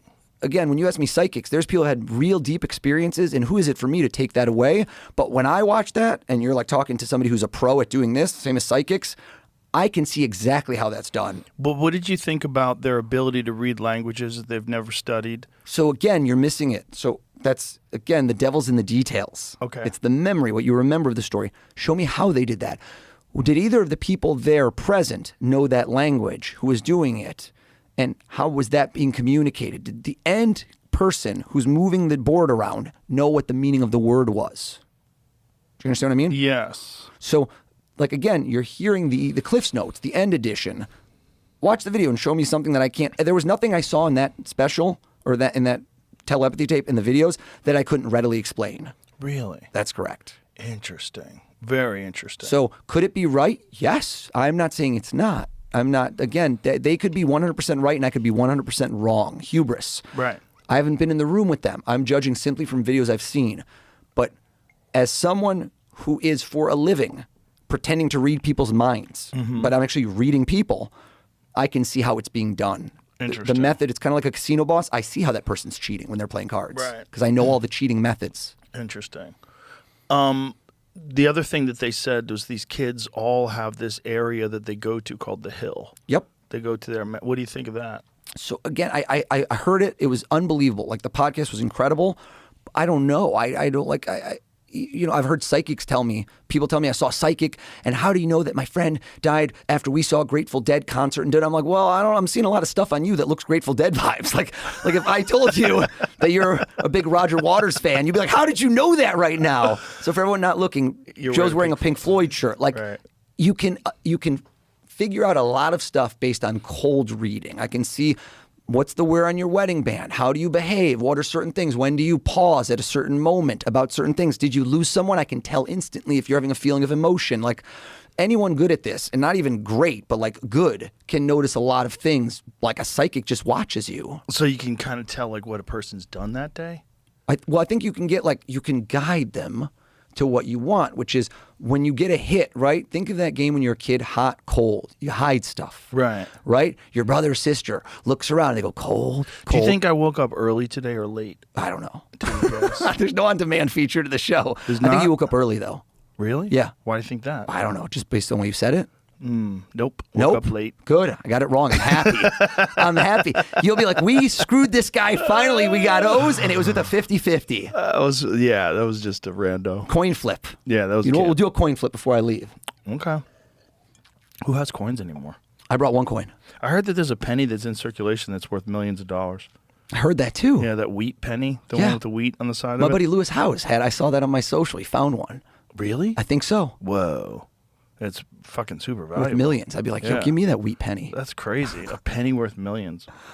Okay, so what's in the one that's sealed, that package? No, that's nothing. I was That's gonna get it out, but I'll do it later as a gift. Not on later? there. No, it's something silly. Why do I not believe you? No, I swear. I thought I would have it out, but no. You thought you'd have it out, but you don't want to have it out? Not the right fit. What do you mean? No, I was going to do something. You had a lot of books here, and I thought we'd get a book, but I don't think I'm going to do it. Just No? doesn't feel right. No. What feels wrong? Self-curate. I don't know. It's not going to gotta work. go on instincts? It's not. You got to go on instinct. It's not going to work. It's not going to work. Nope. What was the goal to get it to work? You could say it now since we're not going to do it. The goal to get it to work was I thought I know if I get you to get a book. We have less books in this room. We have books in that room. I don't know. I brought it in. I always have a backup plan A, B, C, and this one's not meant for this one. This one might be if I ever come back and do another JRE. We'll put it in the safe. Okay. Okay. Do it. Okay. That's a great idea. Yeah, we'll put it in the safe. Put it in the safe. I'll never touch it again. Okay, we won't touch it either. Let's make sure that we know it's sealed. You know what we 2 should do? bricks of cocaine. You're in big trouble. No. We should get a wax seal. Yeah? You know, like Game of Thrones style. Let's do it. Seal it. I love that show. Great show. Yeah. We can't play this, but I found one of the tapes that someone put on YouTube. Do you want to? It's only a 1 minute clip. All right, let's watch it for it'll us. help or not. Let's watch it for Yeah, us. yeah. We can't play it because it's copyright. Okay. If you right now got the best 2-person Kodak in the world in here, they would do nothing. She would literally be in another, she could be 100 feet away behind this person's back. Because she's touching and him? touching, moving. I mean, like, those are for letters. You only have 26 options. Do you have any idea what this is right there? Somebody effective right now, just this right now, and pausing before they say a word could have given you a full credit card number. Right. Insane. She was kind of moving him a little bit. Moving there. him, like, if you can, how do you compress data, right? Like, if you do hexadecimal or ASCII, you could take a 16-digit number and break it down into 3 letters. Do you ever see the movie The Martian? Yes. Great movie, right? Yeah. Another Matt Damon reference. Yeah. Love Matt Damon, by the way. Me too. Has he been on here? No. Dude, such a good dude. Yeah, I talked to somebody about getting him on. Like, he was going to reach out. We're going to do it eventually, I'm sure. I love that guy. Love him. Yeah, He's awesome. Met him a couple times. Love him. As nice as you'd expect. So if you can, in that movie, in The Martian, he didn't know how to send data because he only had the camera. So he shows a thing where he figured out how to take and compress big things into small. What's the easiest way? You can make it very small so you can send information in a certain way. Again, I don't want to blow anyone's cover, but there is absolutely, when I see that, I know exactly how it's being done. But I don't know if she's doing it on purpose. I think they've just learned each other's rhythms, and that's an H. And okay, go. You know, like you got to have her in a different room. Right. Read my mind through a door. Haven't they done stuff in a different room though? Didn't Kai Dickens? Didn't she said? In particular, that another magician actually told me that they had an issue watching that particular kid's videos. They thought that those two were doing something funny. Yep. Clearly. But that's what the other videos I don't know. They're behind a paywall. You have to get to them. That's it. That's the sneaky biz. Is everyone that sees the paywall. I had a couple sent to me, and I'm like, because people asked me this, and they were like, hey, what do you think, man? And I listened to all of the tapes. I thought it was amazing. It got a little wild at the end if you got to the end, like the hill and that. And you want to believe. Who doesn't want to believe that? There's psychics amongst us, and especially kind of like the superhero story of all. These are kids who nobody thought was in there, and they're really in there, and they're communicating with each other. It's I mean, so it's essentially you're saying true. that instead of psychic energy, there's a sense of like a kind of micro communication. You know what? And Very people simple. want to believe, and so you kind of have confirmation bias looking at the evidence. You want to believe. Kai Dickens clearly wanted to believe. Just super simple. Have a mentalist and maybe a scientist involved. And a mentalist is better than a scientist because scientists they can watch me and they'll be like, I don't know how he's doing it, right? We're designed. We're literally, it's like get a card sheet to beat other card sheets. Right. So get me involved. Yeah. And then let's do the same thing. And I'm going to say, here are the 3 things I need you to do different. And I'm not going to say how you're doing it, but do it with these 3 things. And if you do that, I'm convinced. Okay. We might have to set this up. Yeah. I wonder if they'd But want the to. problem is that there's very little to gain from that. And then also, we got bad energy in the room, right? That's the whole thing. Do you ever see when Uri Geller was debunked by the amazing Randy on Johnny Carson? And he couldn't bend the spoons. And he goes, I can't do it with him here. He's got bad energy. It's not. And it's like, you know, is it bad energy or is this a guy who knows how you're bending the spoons? Right. And so every time you're about to do a move, he's like a SOB who's like, stop right there. Don't move your hand. Keep the spoon right there. Don't look away. Look, it's like my nightmare. I had a guy show me how they do the spoons. Yeah. We had a guy demonstrate magic, and he goes, I could show you how to do this one. Yeah. And it was like a different kind of spoon. It wasn't a regular spoon. No, you could do it with real spoons. I could do with any spoon. Yeah? Yeah. And you could bend it with your mind? I mean, again, I don't want to knock it, but that's more of it's not a psychic power. That falls more into the category of a magic trick where you're misdirecting people. You're doing something else where I'm not really bending a spoon with my mind. There's not supernatural powers involved. I can't lie to you and say that. I'm doing it in such a way where you don't know the method and it's layered, but it's sure going to look like it's bending by itself, but it's not. This guy was saying that's a kind of metal that as he moves his hand around, he heats it up. Yeah, he's lying to you. Really? Damn, motherfucker. He lied because he didn't want to tell me how he does it. No, yeah. Oh, damn it. Yeah. Got me again. Got you. You must enjoy getting people, though. I like the people. spark that lights in your face when you're accurate is really fun to watch. I hope it's contagious, but I enjoy watching reactions. Yeah, clearly. That's the rush, right? Yeah. Laughs. Do you not love laughs? Of course, yeah. You ever go into a room and nobody's laughing and you just bomb and you just eat it? It's like, not fun. How often do you bomb anymore? New jokes bomb. So you'll bomb for chunks. You bomb in segments. You know, you have to figure out how a bit works. And sometimes you try a bit in a way, like in the middle of it, you're like, ooh, this is not the way. And then you have to kind of adjust. And you're doing a lot of sets at the mothership, I assume? Yeah. And how much do you get allowances? What's the clock for being Joe Rogan before it's like, oh no, let's just see if you're funny as a person? Where does that end? You got to be funny pretty quick. You think so? Yeah, people are good for like a minute. Yeah. They're happy to see you for like a minute. And then, it's only a minute, huh? Yeah, it did not much time, man. Jerry Seinfeld talked about that once. He's like, being famous buys you about 30 seconds. Oh, I thought it's more. I think that's what he said. No, especially on a night filled with like really top-notch comedians. Right, which killers. is the mothership every night. It's all a bunch of killers. So you got to be. But that's also why we do it that way. You know, the one thing that's really bad for comedians is when they start only doing their crowds. So like they do it on the road and they do large places, and then they have the same opening act over and over again. So they're never challenged. Right. Yeah, that makes people soft 90% of the time. Yep. I made that number up. I don't know what the real 95. number is. But it's like a high number, you know, because you get soft. Right. Yeah. This is funny. So I used to go to the Comedy Cellar. I told you, I love comedy, like aficionado. I lived in the Village for, years, and this is pre-kids, a lot more time on my hands. We used to go to the cellar when you could get in the cellar like that. Now, good luck. Right. And we would see just everybody over and over. And I think you met him on Mike Vecchione. Sure. So good, man. Very funny guy. Great guy. God, so great guy. Amazing. Super funny. And he went on a night where it was just like drop in. And he had to follow Seinfeld. And Seinfeld goes on and just hammers it. And then Mike Vecchione comes on. And you know the bathroom in the cellar, right? Which is about the size of like a quarter of this table. Where you're touching arms when you're taking a leak next to some dude. I went in there and I was quite drunk, and I'll never forget this. I've worked with Mike since, and I was telling him, dude, you probably don't remember me, but I was such a drunk idiot, and we were touching arms while we're peeing, and I always felt bad about it. I'm so drunk. I'm like, dude, forget Seinfeld. You killed it. He's like, stop talking to me while we're peeing, dude. I had crossed that threshold, and I tried to ask him, I'm like, because we did a gig together, and he opened for me, and I was like, is there any chance you remember? He's like, dude, so many drunk idiots have been next to me at the cellar telling me stuff. I'm like, the night where you dropped, that trying to see if you remember it. Right. And I wanted to apologize for it because I felt so bad. And I'm like, I was talking to you while you were pissing, and dude, I just loved you so much. And he had forgot. So he didn't even know this moment. You know, how many drunk. But I'm like, I've been holding this weight for a while, Mike, and I'm a big fan. And I'm sorry I talked to you while we both had our dicks out. It was not okay. It was not okay. There's a line in the sand that I have just crossed, brother. That's hilarious. And he forgot about it instantly. He didn't know, dude. Oh, I mean, sure. it's like when I have gigs where people come back to me and 3 years later, like, dude, do you remember this thing? And I go, of course I do. Yes. Yeah. No, most of the time you don't remember. You try. Yeah. I remember the best and the worst, man. I remember some moments where I've bombed so bad that it is seared in your DNA. You know that feeling? Oh, yeah. And it's usually ones where you're not to blame, but the buck stops here. You know what I'm saying? Like where the setup is terrible, the outdoor gig. I had one where, God, it was like the town of Charlotte or some town hired me, some city, and I had to insert all these data points about the city. And we're like, normally we do 2 or 3 things. I will mention 2 or 3 things in the course of a show. And if it's 10 minutes, forget it.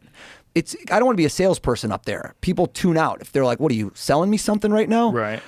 And I had to say 8 or 9 things about the town of was it Charlotte? And they, at the last moment, we do dress rehearsal, go, by the way, we're all dressing as genies, and we're going to have a life-size genie lamp on stage, and it's going to start doing smoke while you're doing this. I'm like, I don't really like any of these things, but I was newer to showbiz. I'm like, I go with it. The whole time I'm on stage, the smoke is going like at 100%. We're coughing. It's going terrible. I can't see the person whose mind I'm reading. I'm sweating. I'm trying to talk about the Billy Graham Museum. I'm dying a slow death up there. I get 2 things in a row wrong. And you know, if you bomb your opener and your closer, like you're dead. Right. I left apologizing. You never want to leave a stage. They somehow still loved it. I don't even know how. But I sweated through that suit. it was like I you know when you question what you're doing in life? Yeah. That was like I'm like, maybe I'm not supposed to be doing this. Well, also, you probably say, okay, never doing that kind of setup again. Kind of, but me, I more catastrophize, and I'm like, yeah, I should just be done. But then I came back. I picked myself up. Funny enough, tomorrow's my one of my daughter's 5th birthday, and I'm doing a show at school for 5-year-olds. Oh, wow. Yeah, man, I got to get back. But she's a sweetheart. This is like the sweet spot where they still think I'm cool. That's cool. Before I'm going to be like, don't do this and embarrass us, Dad. Right. And last year, for my oldest son, who was at the time had just turned 8, I did his school 2nd graders, and dude, they ate me alive. Really? Because I'm not doing this. Like, this is, my sweet spot is mentalism. Right. I had to brush off the dust of my kids' show, which I haven't touched in like 25 years. Thank God I'm not doing kids' shows anymore. No offense to kids' show magicians, but like that ship has sailed. And man, 2nd graders are ruthless. Really? Ruthless. Why 2nd graders? Because I don't know, man. Like one kid, I finish this show, okay, and during the show, my wife is in the room recording. I'm like, don't record. And I had to like look at my wife at one point, and I whispered, "This is a nightmare," because one kid's like, "It's in your hand. Show me that. And I'm like, "Dude, shut up!" And I'm not good at it. I haven't done it in a while. Right. So I'm just bombing on tricks, and thankfully, 95% of the crowd actually liked it. It was just these 2 kids who just got me. And when I went home, one of my neighbors saw me. And he goes to me, he goes, "Oh my God, what's wrong? Are you okay?" Because my face was like ashen white. He thought somebody died. And I'm like, dude, I don't even know what to say right now. Like maybe I shouldn't be doing this. I had to at one point tell the teacher, I'm like, I actually do this for a living. I feel like I had to try to flex. I'm like, I have an Emmy. Like I wanted to let them know I'm not actually this bad. Like That's hilarious. Yeah. That's hilarious. Oh. Do you think comedy is kind of a bit of hypnotizing people? Oh, yeah. The best comedians, the pacing, the rhythm. Mm-hmm. Like, I was watching a Tom Segura special this morning. I don't know how well you know his material. I mean, you know him well. But, like, he had a bit about flying first class. Do you remember that one? I don't. Oh, he talks about, I don't think he's using his material anymore, the fact that he gets upgraded. He buys coach tickets. Mm-hmm. It was early. It was years ago. And he gets upgraded so much that he gets first class tickets. And he goes, should I not say this bit? I don't know if I want to take his bit. It's okay. And he goes, it literally, the moment I get upgraded, this feeling of superiority washes over me. Right. Where I'm like, when people are walking, like, don't look at me, you poor piece of shit. Like, he's just he goes, I dare you, if you're in coach, to try to use my bathroom if I'm in the front. I will put my hand on your chest, bro. I've seen that 100 times, and it's just as funny, if not funnier, every time I watch it. And it's like the timing, the rhythm. Mm-hmm. I learn more from comedy than ever magic or mentalism. Way more. Interesting. Because we've talked about it a bunch, comics. I'm like, I think we're hypnotizing people because I feel hypnotized when someone's killing. When someone's killing, I'm allowing them to think for me. Yep. Like they're taking me on a ride, and I'm not thinking at all about what would I say, what would I do. I'm just in their head, or they're in my head. Right, and also when you bring someone along, and when you have that, like, you drop just amazing line, like, just there's so many. I mean, listen, I consume so much comedy, but like I love watching the rhythm, seeing where people go with it. The people that are more short form, like punch delivery, right, versus like a long form, like a Nate Bargatze, like watching Andrew do his things. Scholl's amazing. Man, some of these guys are just like, you can't see where the joke is going to come and how you just squeeze every bit of juice out of the orange and the good callbacks. I think the ultimate hypnotist is Dave Attell. Yeah, oh yeah, Dave, because Dave, there's a rhythm. There's a rhythm to way he does. It's like you just get lost in his thinking. Right. And he just takes you on and he's so effortless, and he does so many sets, like he's so polished that there's like this effortlessness to his movements and the rhythm and everything. It's like, it's wild. Oh, like Sebastian Maniscalco. I just friggin' love watching Sebastian. There's so many people that came up now that I've seen like over and over and over, and just watch them go up. Like Sam Morril, I've been a fan of for years. Sebastian was actually the first guy to recommend you to me.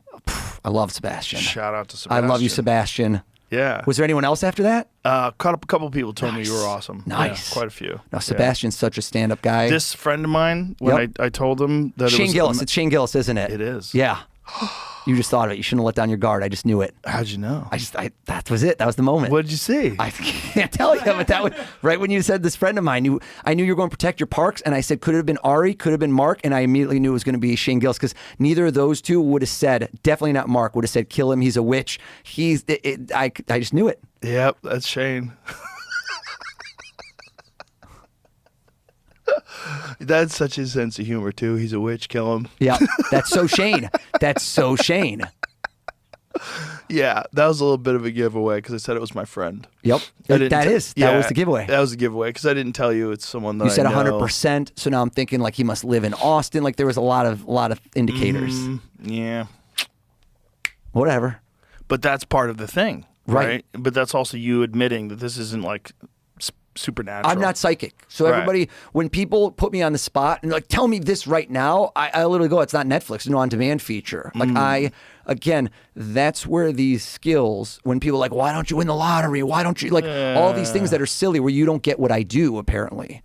Do you believe that there is any sort of psychic power that people have? Like when someone gets a phone call from someone they're just thinking about? Intuition. Right. I think there's, I mean, listen, that's like a bigger picture question. Like, where does your mind expand? Like psychedelics, like what is there beyond this plane that clearly, people are aware of? It'd be silly to think, but how do you kind of get on that frequency? There's no question that people have an intuition. Again, could I call it psychic powers? I've had things happen that I can't explain to you based on the skills I have. Does that make sense? Like what? Well, I've guessed things from people where I didn't do the normal way I do it. Do you understand what I mean? Like I normally have there's a series of steps on how I do it, kind of like a chess player.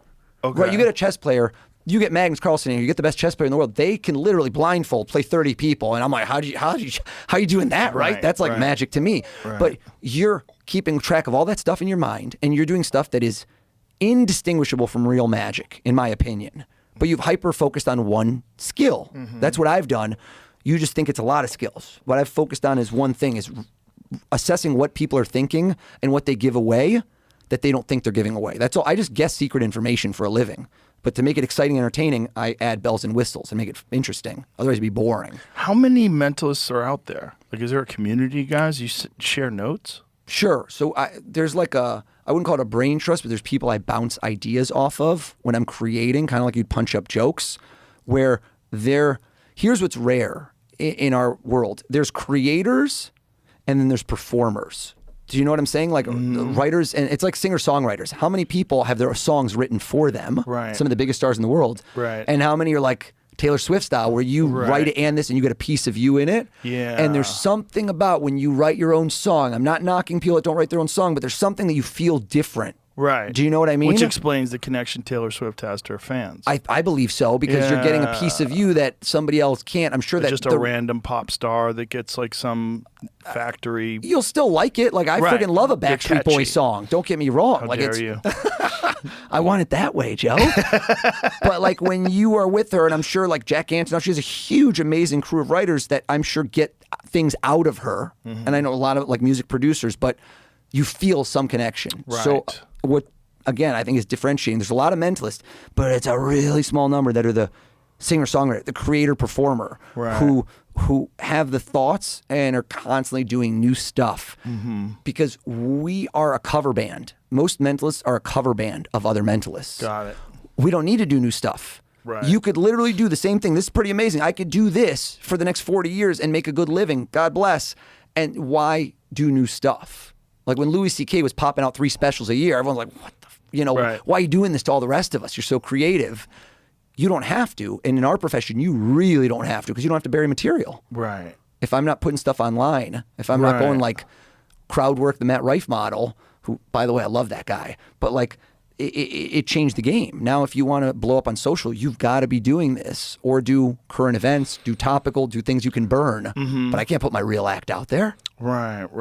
So, but you enjoy the creative aspect of I love it. I find it boring. If I keep doing the same stuff, of course, I'm bored. Right. And I get like sad. Right, but it's interesting because like I wonder how many people you can bounce ideas off of. It seems like you're kind of a lone wolf.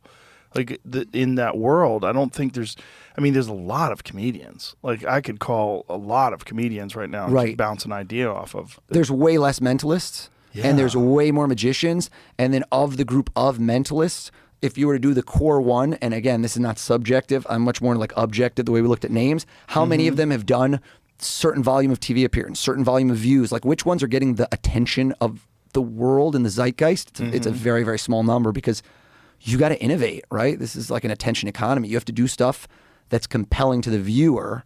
And for me, I don't think about myself. It's a trick in life. I think about who's watching. Well, that's, what do you mean by it's a trick in life? Well, I like, it helps you in everything in life, right? My secret sauce is that I hold the mirror up not to myself, but to you. Do you get it? Like when you're watching and you're watching a football thing. Right. What's intriguing is the fact that you're a football viewer. If you're meeting somebody and you want to be memorable, learn more about them. Start listening more. Like I'll tell you a story. I met Steven Spielberg. I did Steven Spielberg's dad's birthday. And I got in that room. Have you met Steven Spielberg? No. And I'm like, a crazy fan. Like I can't explain to you how many movies he had as a kid that were life-changing. And I'm like, dude, Close Encounters, Third Kind. Like, yeah, he's one of the greatest of all time. Ever. Yeah. And so I'm in the room. I've done stuff for his family. This is not like a big blowout corporate event. It's like 80 people. I'm hoping he doesn't mind me sharing this. And it was a great time, amazing. And at the end of it, I'm like getting some FaceTime with Spielberg. Right. And I walk up to him and we spent almost 20 minutes talking to each other, which is like, I didn't expect that. I thought he'd be like, oh, great job. Do you know how many questions? I had a million questions. Do you know how many questions I asked him? How many? 0. Really? 0. And that's like right there, I learned a lesson in life that applies to everything. That's why he's Steven Spielberg.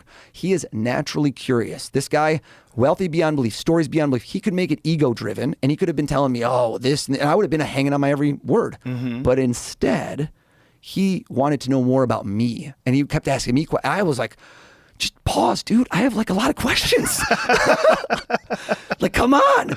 And so I learned, and I could have just left that and been like, fuck, I didn't get any questions in with Steven Spielberg. But instead, I realized this is the person at the highest level of what he does. And he is naturally curious, and he lets other people shine. And this is something to do in life. Right. Which is, you don't know when you meet somebody who they'll be, or what they'll be, or what can, I'm not doing it from a transactional sense. But why I've had so many TV appearances is when I go into a place, I'm going to do stuff for the security guard. I'm going to do something for the person who irons my shirt. I'm going to leave that place like a bomb went off of amazement where everyone around there now likes you. And you don't know when they'll jump ship to another network, to another thing. And if they like you, Sales 101, they're going to want to keep doing business with you. And so those people become your champions elsewhere. And there's kind of a lesson where he could have talked about himself the whole time. He didn't. Interesting. So I shouldn't either. When you go to other places, let other people shine. And that's something I've carried with me, and I think that's a superpower in life that most people don't do. They think, what am I going to say next? Right. That's kind of the key to running a good podcast, too, because you really want to extract the most out of the person possible. Right. Where you just want, my questions are basically just to try to get you to expand, and I just want to find out how you think. Right. And for Spielberg, a guy who deals in all these stories and narratives and all these characters and heroes, to meet a unique character like yourself is probably really fascinating to him too, because he's probably like, oh, I don't know anybody like this. Right. Like, what are you doing? How are you doing? Like, and now he's got like a new tool in his toolbox. Totally. Right? Because he's got you. Right. Like this, you have the spectrum of possibilities in terms of like the humans that you meet, and then you meet one that's outside of that, you're like, ooh, I hadn't even considered you before. Right. Who the fuck are you? Yeah, that was pretty much the question. And then he had he was interesting because I don't know if you get this, but I get like the 20 questions is what I call it, air quotes, which is, how'd you get into this? Like the opening questions, which you can't blame someone. If you got a weird job, people want to know about it. Right? Like, did somebody in your family do this? Like, there's all these questions you're going to get every time. God bless people. I don't hold it against them. Mine is always, I'm doing like a sound check for a gig. And there was like, all right, so we got this. And I go, don't you know that we have that? I'm like, I'm like, okay, so just real quick, where's the green room? Like, you don't know already? And I'm like, okay, this is getting I just silly. Smile and I'm like, I never heard that one before, but it's you get that. Yeah. But in this situation, again, it's like he didn't ask those questions. He was very uniquely finding questions that weren't like the usual. Of course, because it's a study. I mean, he studies humans. Right. I mean, to be a great filmmaker the way he is, to do Schindler's List, to do... Oh, that's such a heavy movie, man. Have you seen that recently? Saving Private Ryan. Yeah. I mean, he's got heavy movies. And then, Close Encounters is one of my favorite movies of all time. I mean, it's interesting. One of the things I really liked about that movie is after he became a father, changed how he felt about the ending of his own movie. He wouldn't have the father leave everybody. Oh, wow. Yeah, because at the end of the movie, Richard Dreyfuss's character gets on the spaceship and leaves with the aliens. Wow. He's like, I would never do that. I didn't know that. Yeah. Did they film it or no? Well, it was after the fact. Like, he made the movie, I believe, when he was younger, and he didn't have children. And then as time went on, he looked back on it, like, oh, God, I would never leave my kids to go on this fucking UFO. Right. Nor would I, nor would you. No. No. But in this idealistic version of who he thought the Richard Dreyfuss character was and the circumstances, like, he had to leave. He had to go. You got to go with the aliens. I sure as hell get my phone out and try and get good footage for a change. I'm like, right here, good stuff. I like the Tic Tac and gimbal, but I want to see it close up in high def. I know. You got anything? Off air. You got something? Come on. I have off air what I think are people bullshitting me. Oh, you don't have to be off air. I've watched these. I can read people. I can tell on air where the off snake air. oil is. But yeah, I feel it. That's where it's instinctive. Like, I don't have the tools that you have, but there's a part of me that's like, something smells. Something I told feels Jamie weird. when I walked in here, and I said, this is, again, passes the sniff test. And pardon my French, but everyone takes a crap, right? Everyone in the world. I don't care if you're the Pope. You take a crap. So if they're being held in a facility, someone's taking craps. Right. And who's cleaning it? I don't think the scientists are. There's a janitor. There's someone in that room. So are you telling me that there's nobody in there that's got a 401k, health insurance, some sort of... How is someone not getting... Explain to me what NDA they're signing or what they're doing, that if they found this out, someone loose lips sink ship. Somebody would have told somebody who works in that facility, who's not the scientist, who's not the military person, and word gets out. How is that buttoned up tight where nothing gets out ever? Well, for 50 years, you're telling me there's a basement somewhere in this country, 8 stories down, where they've got those things and no one else knows who's credible and can release it? How? Occam's razor. What do you think? I think the government can keep things secret for a long time. I think they did with the Manhattan Project. I think they've done it with other projects in the past. I think it's possible. You think it's siloed? It's just siloed. Yeah, Nobody knows all the info. Because people do talk. There's a lot of people talking, and people share similar stories, and they have for decades. And I think there's something to it. I just don't know what it is.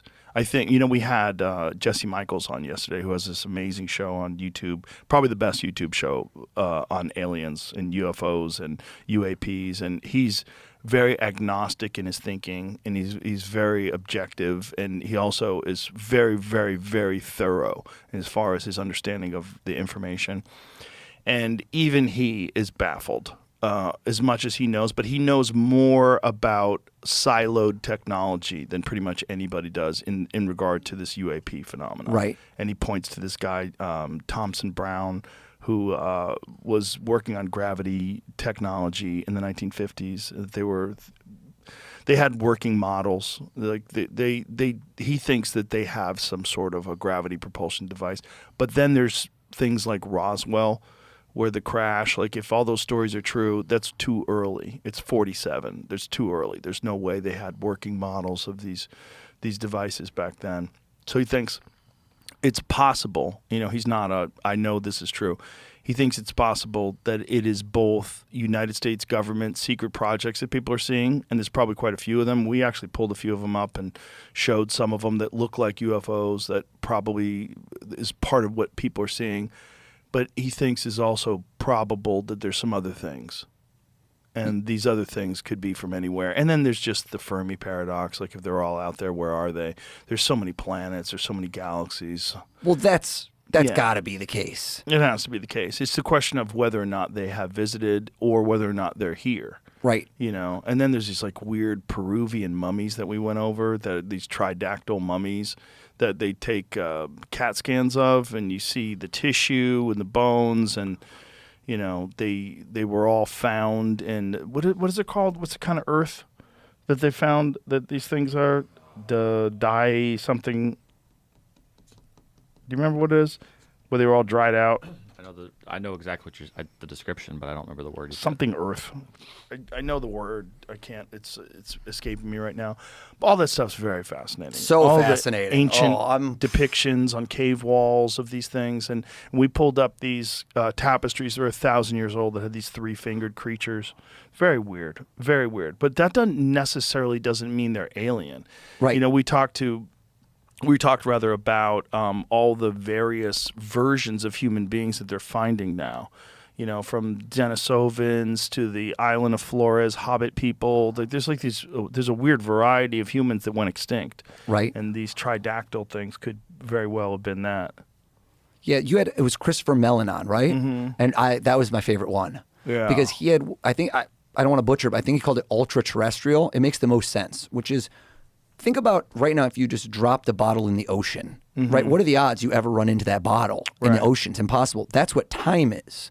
If we've been around for 13 billion years, sure, there's aliens, but we've only been around for a few thousand. Like, it's such an it's a grain of sand in the whole beach. So what would you do right now if we had technology 1,000 years from now, 2,000 years from now, right? AI, multiply it out, the whole nine. What would you do? You'd send these things everywhere. Sure. Just like sci-fi, and you'd plant them, and you'd come out every now and again and check what's up. Sure. So that's I don't my likeliest thing is I don't think there's any biological beings or aliens. I think you've just got automated drones in essence that are running patterns that have some sort of I don't know. That makes way more sense. It certainly could be that. I mean, that's what we're doing currently on Mars. Right. And it's what we do with probes. With the James Webb Telescope, a lot of the different things that we use, we just send a machine out and get information from it. And then also, I think at a certain point in time, we're being realistic about what we're doing right now. We're going to have biological beings, and then we're going to have some kind of digital being. We're going to have some sort of whether it's an actual physical robot or whether it's just an artificial intelligence that's a signal that we can send, and it has enough compressed information where it can compute and calculate and do. It's a technology beyond our wildest dreams. Is 1,000 years away from now, right? But 1,000 years away, we have a God. Right. So if you extrapolate where we're at now with quantum computing and the ability to calculate things, that if you turn the entire universe, every molecule of the universe into a computer, it would take you so much time, according to Mark Andreessen, that the universe would die of heat death before it could solve an equation that a quantum computer can solve in minutes. Right. We're talking about nuts. No, it's crazy. And this is just 2025 stuff. If you looked at the internet from 1994, it's like archaic 14.4 modem. I remember it. I'm that generation. That's 31 years ago. So what are we talking about when we're dealing with 31,000 years? So if conceivably a life form has existed and gone through the same stages as us without catastrophes, without nuclear war, without all the things that could trip us up, we could be dealing with things that are beyond our imagination, literally beyond our imagination, and they're probably around us all the time. I had an idea that I wondered. I've always thought, what if ideas are life forms? Right. Because we think of life as being, it has to breathe, it has to have cells, but everything in this room and everything in this city and everything on this planet that's a man-made physical object came out of an idea. And the ideas compound upon each other. The more people working on these ideas, the more competition, the more the ideas will flourish, and the more the ideas will be more complex and more efficient versions of this idea. It has to start as a creative thought inside someone's head, and either a creative thought that you can apply to existing creative thoughts, or a completely unique one, like Francis Crick, or when they're figuring out certain aspects of biology or certain aspects of the quantum field, whatever they're doing that's a breakthrough thing. Where is that coming from? It's coming from an idea. And then these ideas, they manifest itself in physical form through human labor. Well, it's Schrodinger's cat, right? Does it happen if you don't observe it? That's the weird thing about quantum physics, right? It's completely, you can't imagine it, but if you don't open that box, nothing's happened yet. It hasn't happened until you observe it. Right. They prove that. Well, that's what it gets really weird, when people, there's a lot of people that are deciding now that to approach it as if consciousness is the reason these things exist, not consciousness is seeing that these things exist, that they only exist when you're interacting with them. Which is like, what? Some of the stuff, when you read that, like I've read books about string theory, about quantum physics, it's too hard to process in the real world when you're like the table, but the table's actually empty space. Right. There's almost nothing in it solid. Yeah. Every atom, I don't even know what the numbers are, like Neil deGrasse Tyson, but how small is the nucleus and the actual physical items out of it? They're empty. Everything's empty. Everything's empty. And then you get to subatomic and you're like, okay, well now this is just pure wizardry. Right. Yeah. They exist and they don't exist. This is something Michael Jackson said about ideas. Start like right here. Philip says, we went and met with Michael, and Kenny said, Michael, you've got to stop. We've got an incredible show. We don't need any more vignettes. Michael said, but Kenny, God channels this through me at night. I can't sleep because I'm so supercharged. Kenny said, but Michael, we have to finish. Can't God take a vacation? Without missing a beat, Michael said, you don't understand. If I'm not there to receive these ideas, God might give them to Prince. Incredible. Just an incredible. Michael slept one night, and that's why Purple Rain exists. Did you know that? Little Red Corvette was going to have a totally different meaning with Michael Jackson. Isn't that crazy? Too soon? Too soon? God might give them to Prince. Yeah. Wow. Well, songs are interesting like that.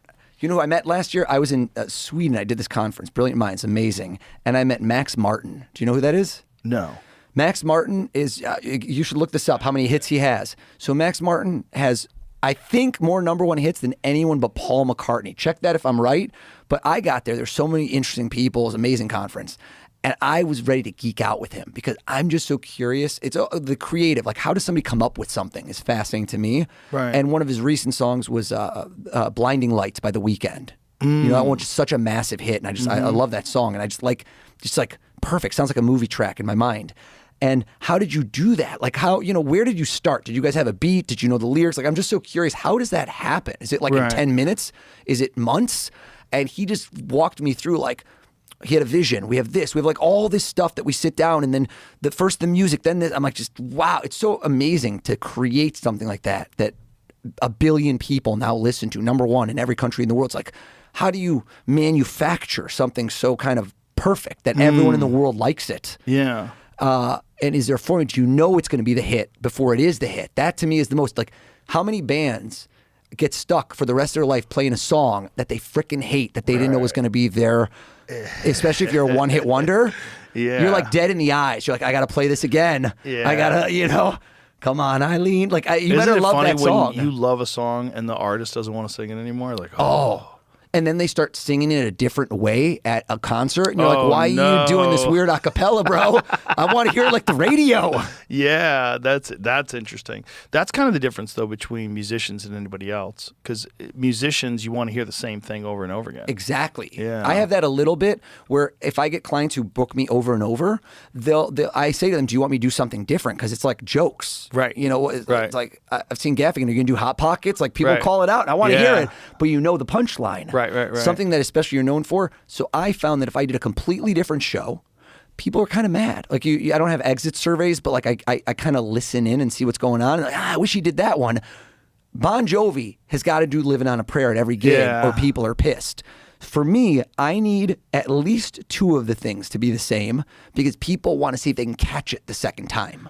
Got it. So there's a level of they heard about it and they're like, oh, you got to do that thing with the thing. Like, And so if I do everything new, they're kind of happy, but they still want a greatest hit. And it took me years to learn that because I used to be like, oh, I can't do the same thing. I got to be, unique. And then I learned that that's not better. I was just thinking, like, mentalists would be the best police interrogators. Right? Minority Report style. Right? Don't you think? Like but don't you think if a police interrogator learned the skills of being a mentalist? I think they could, but again, it's the best analogy that I can give you is a director holding the camera. I'm always holding the camera and pointing at what I want Does that make sense? What police interrogator is going to say, okay, to the perp, think of where you were that night. Look this way, look that way. They're not going to do all that stuff. Right. This is done when it's done under the guise of entertainment. And if they do that, you're kind of leading the witness. You could lead whatever. People are going to, it's not a show. So you're not going to have a willing participant. You can't be hypnotized against your will.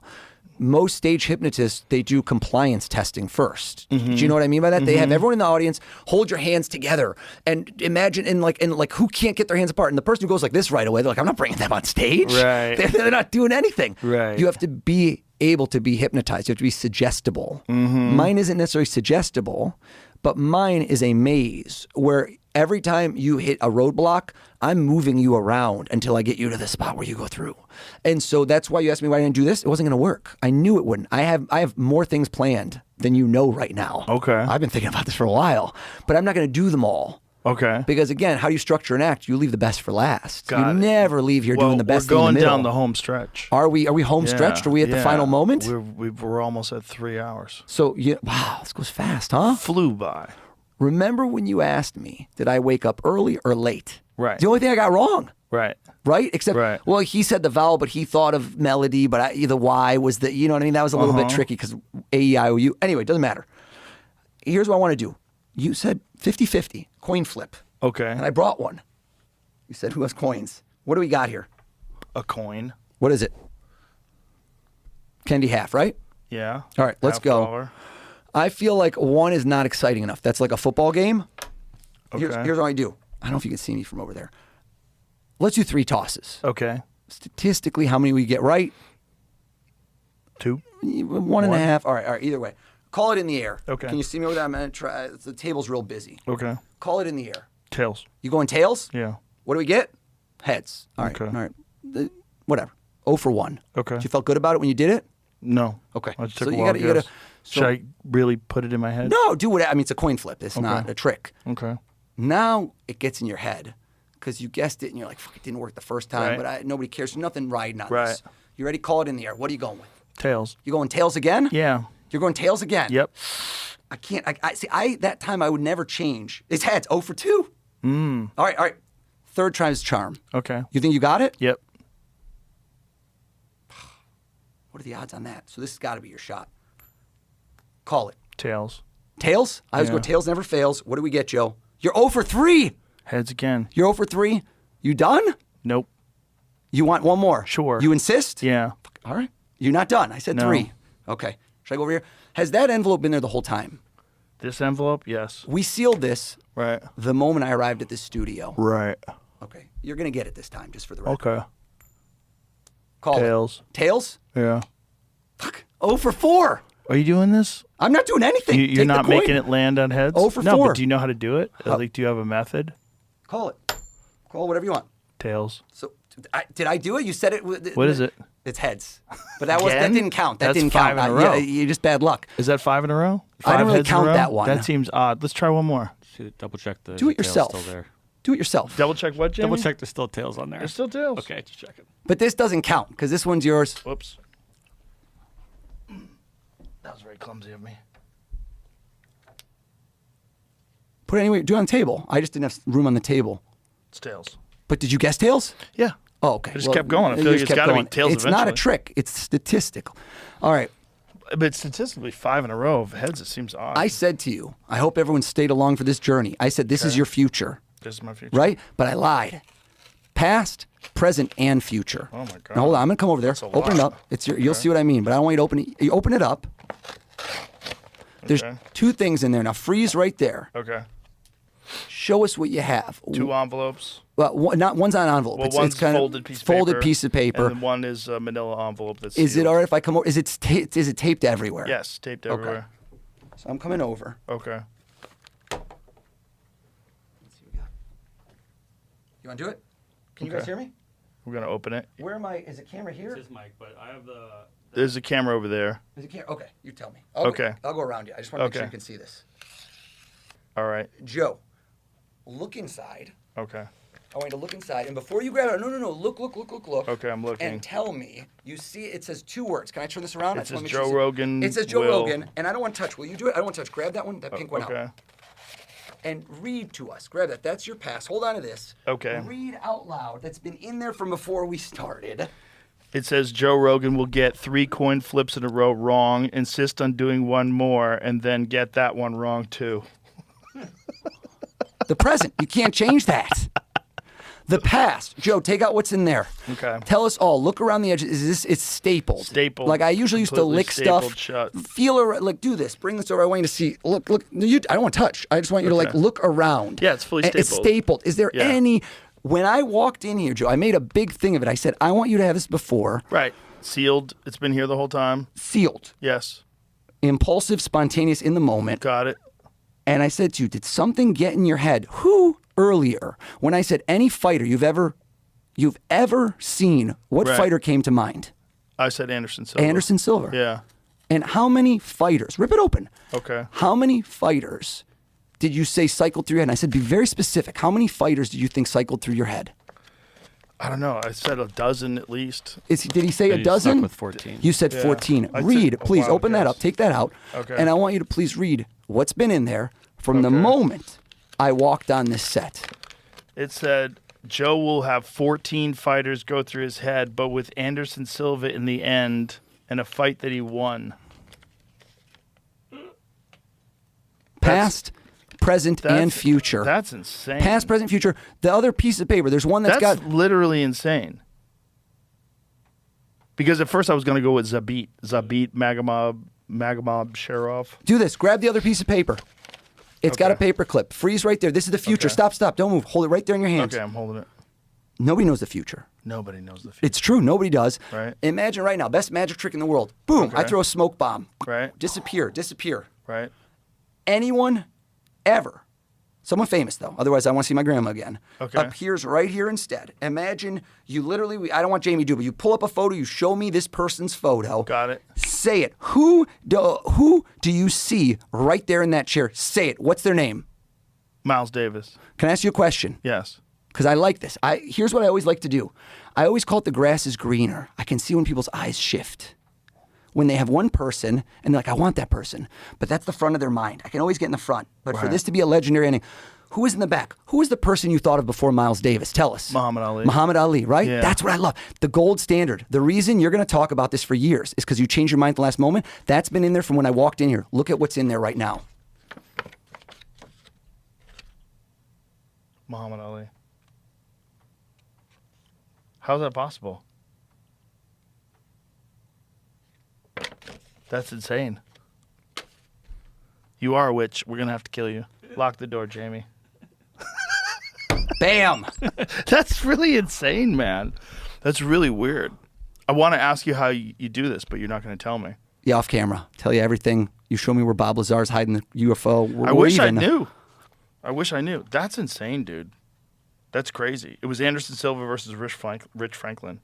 Oh, what a good fight. What a great fight. This Yeah. you keep. This you keep. You lock in the safe for when Okay. I come next time. Assume the close. I will. I'll be I will back. Keep that in the safe. This is really nuts, man. I don't know how you did it.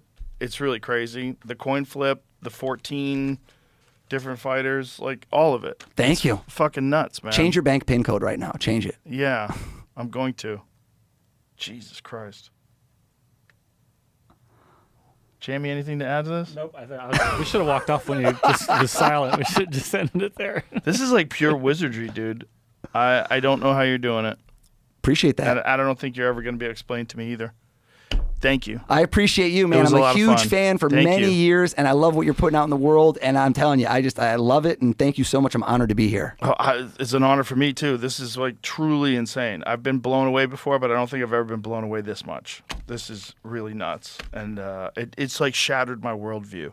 I have to rethink how I think about everything and what signals human beings give off and like how someone could read something like that.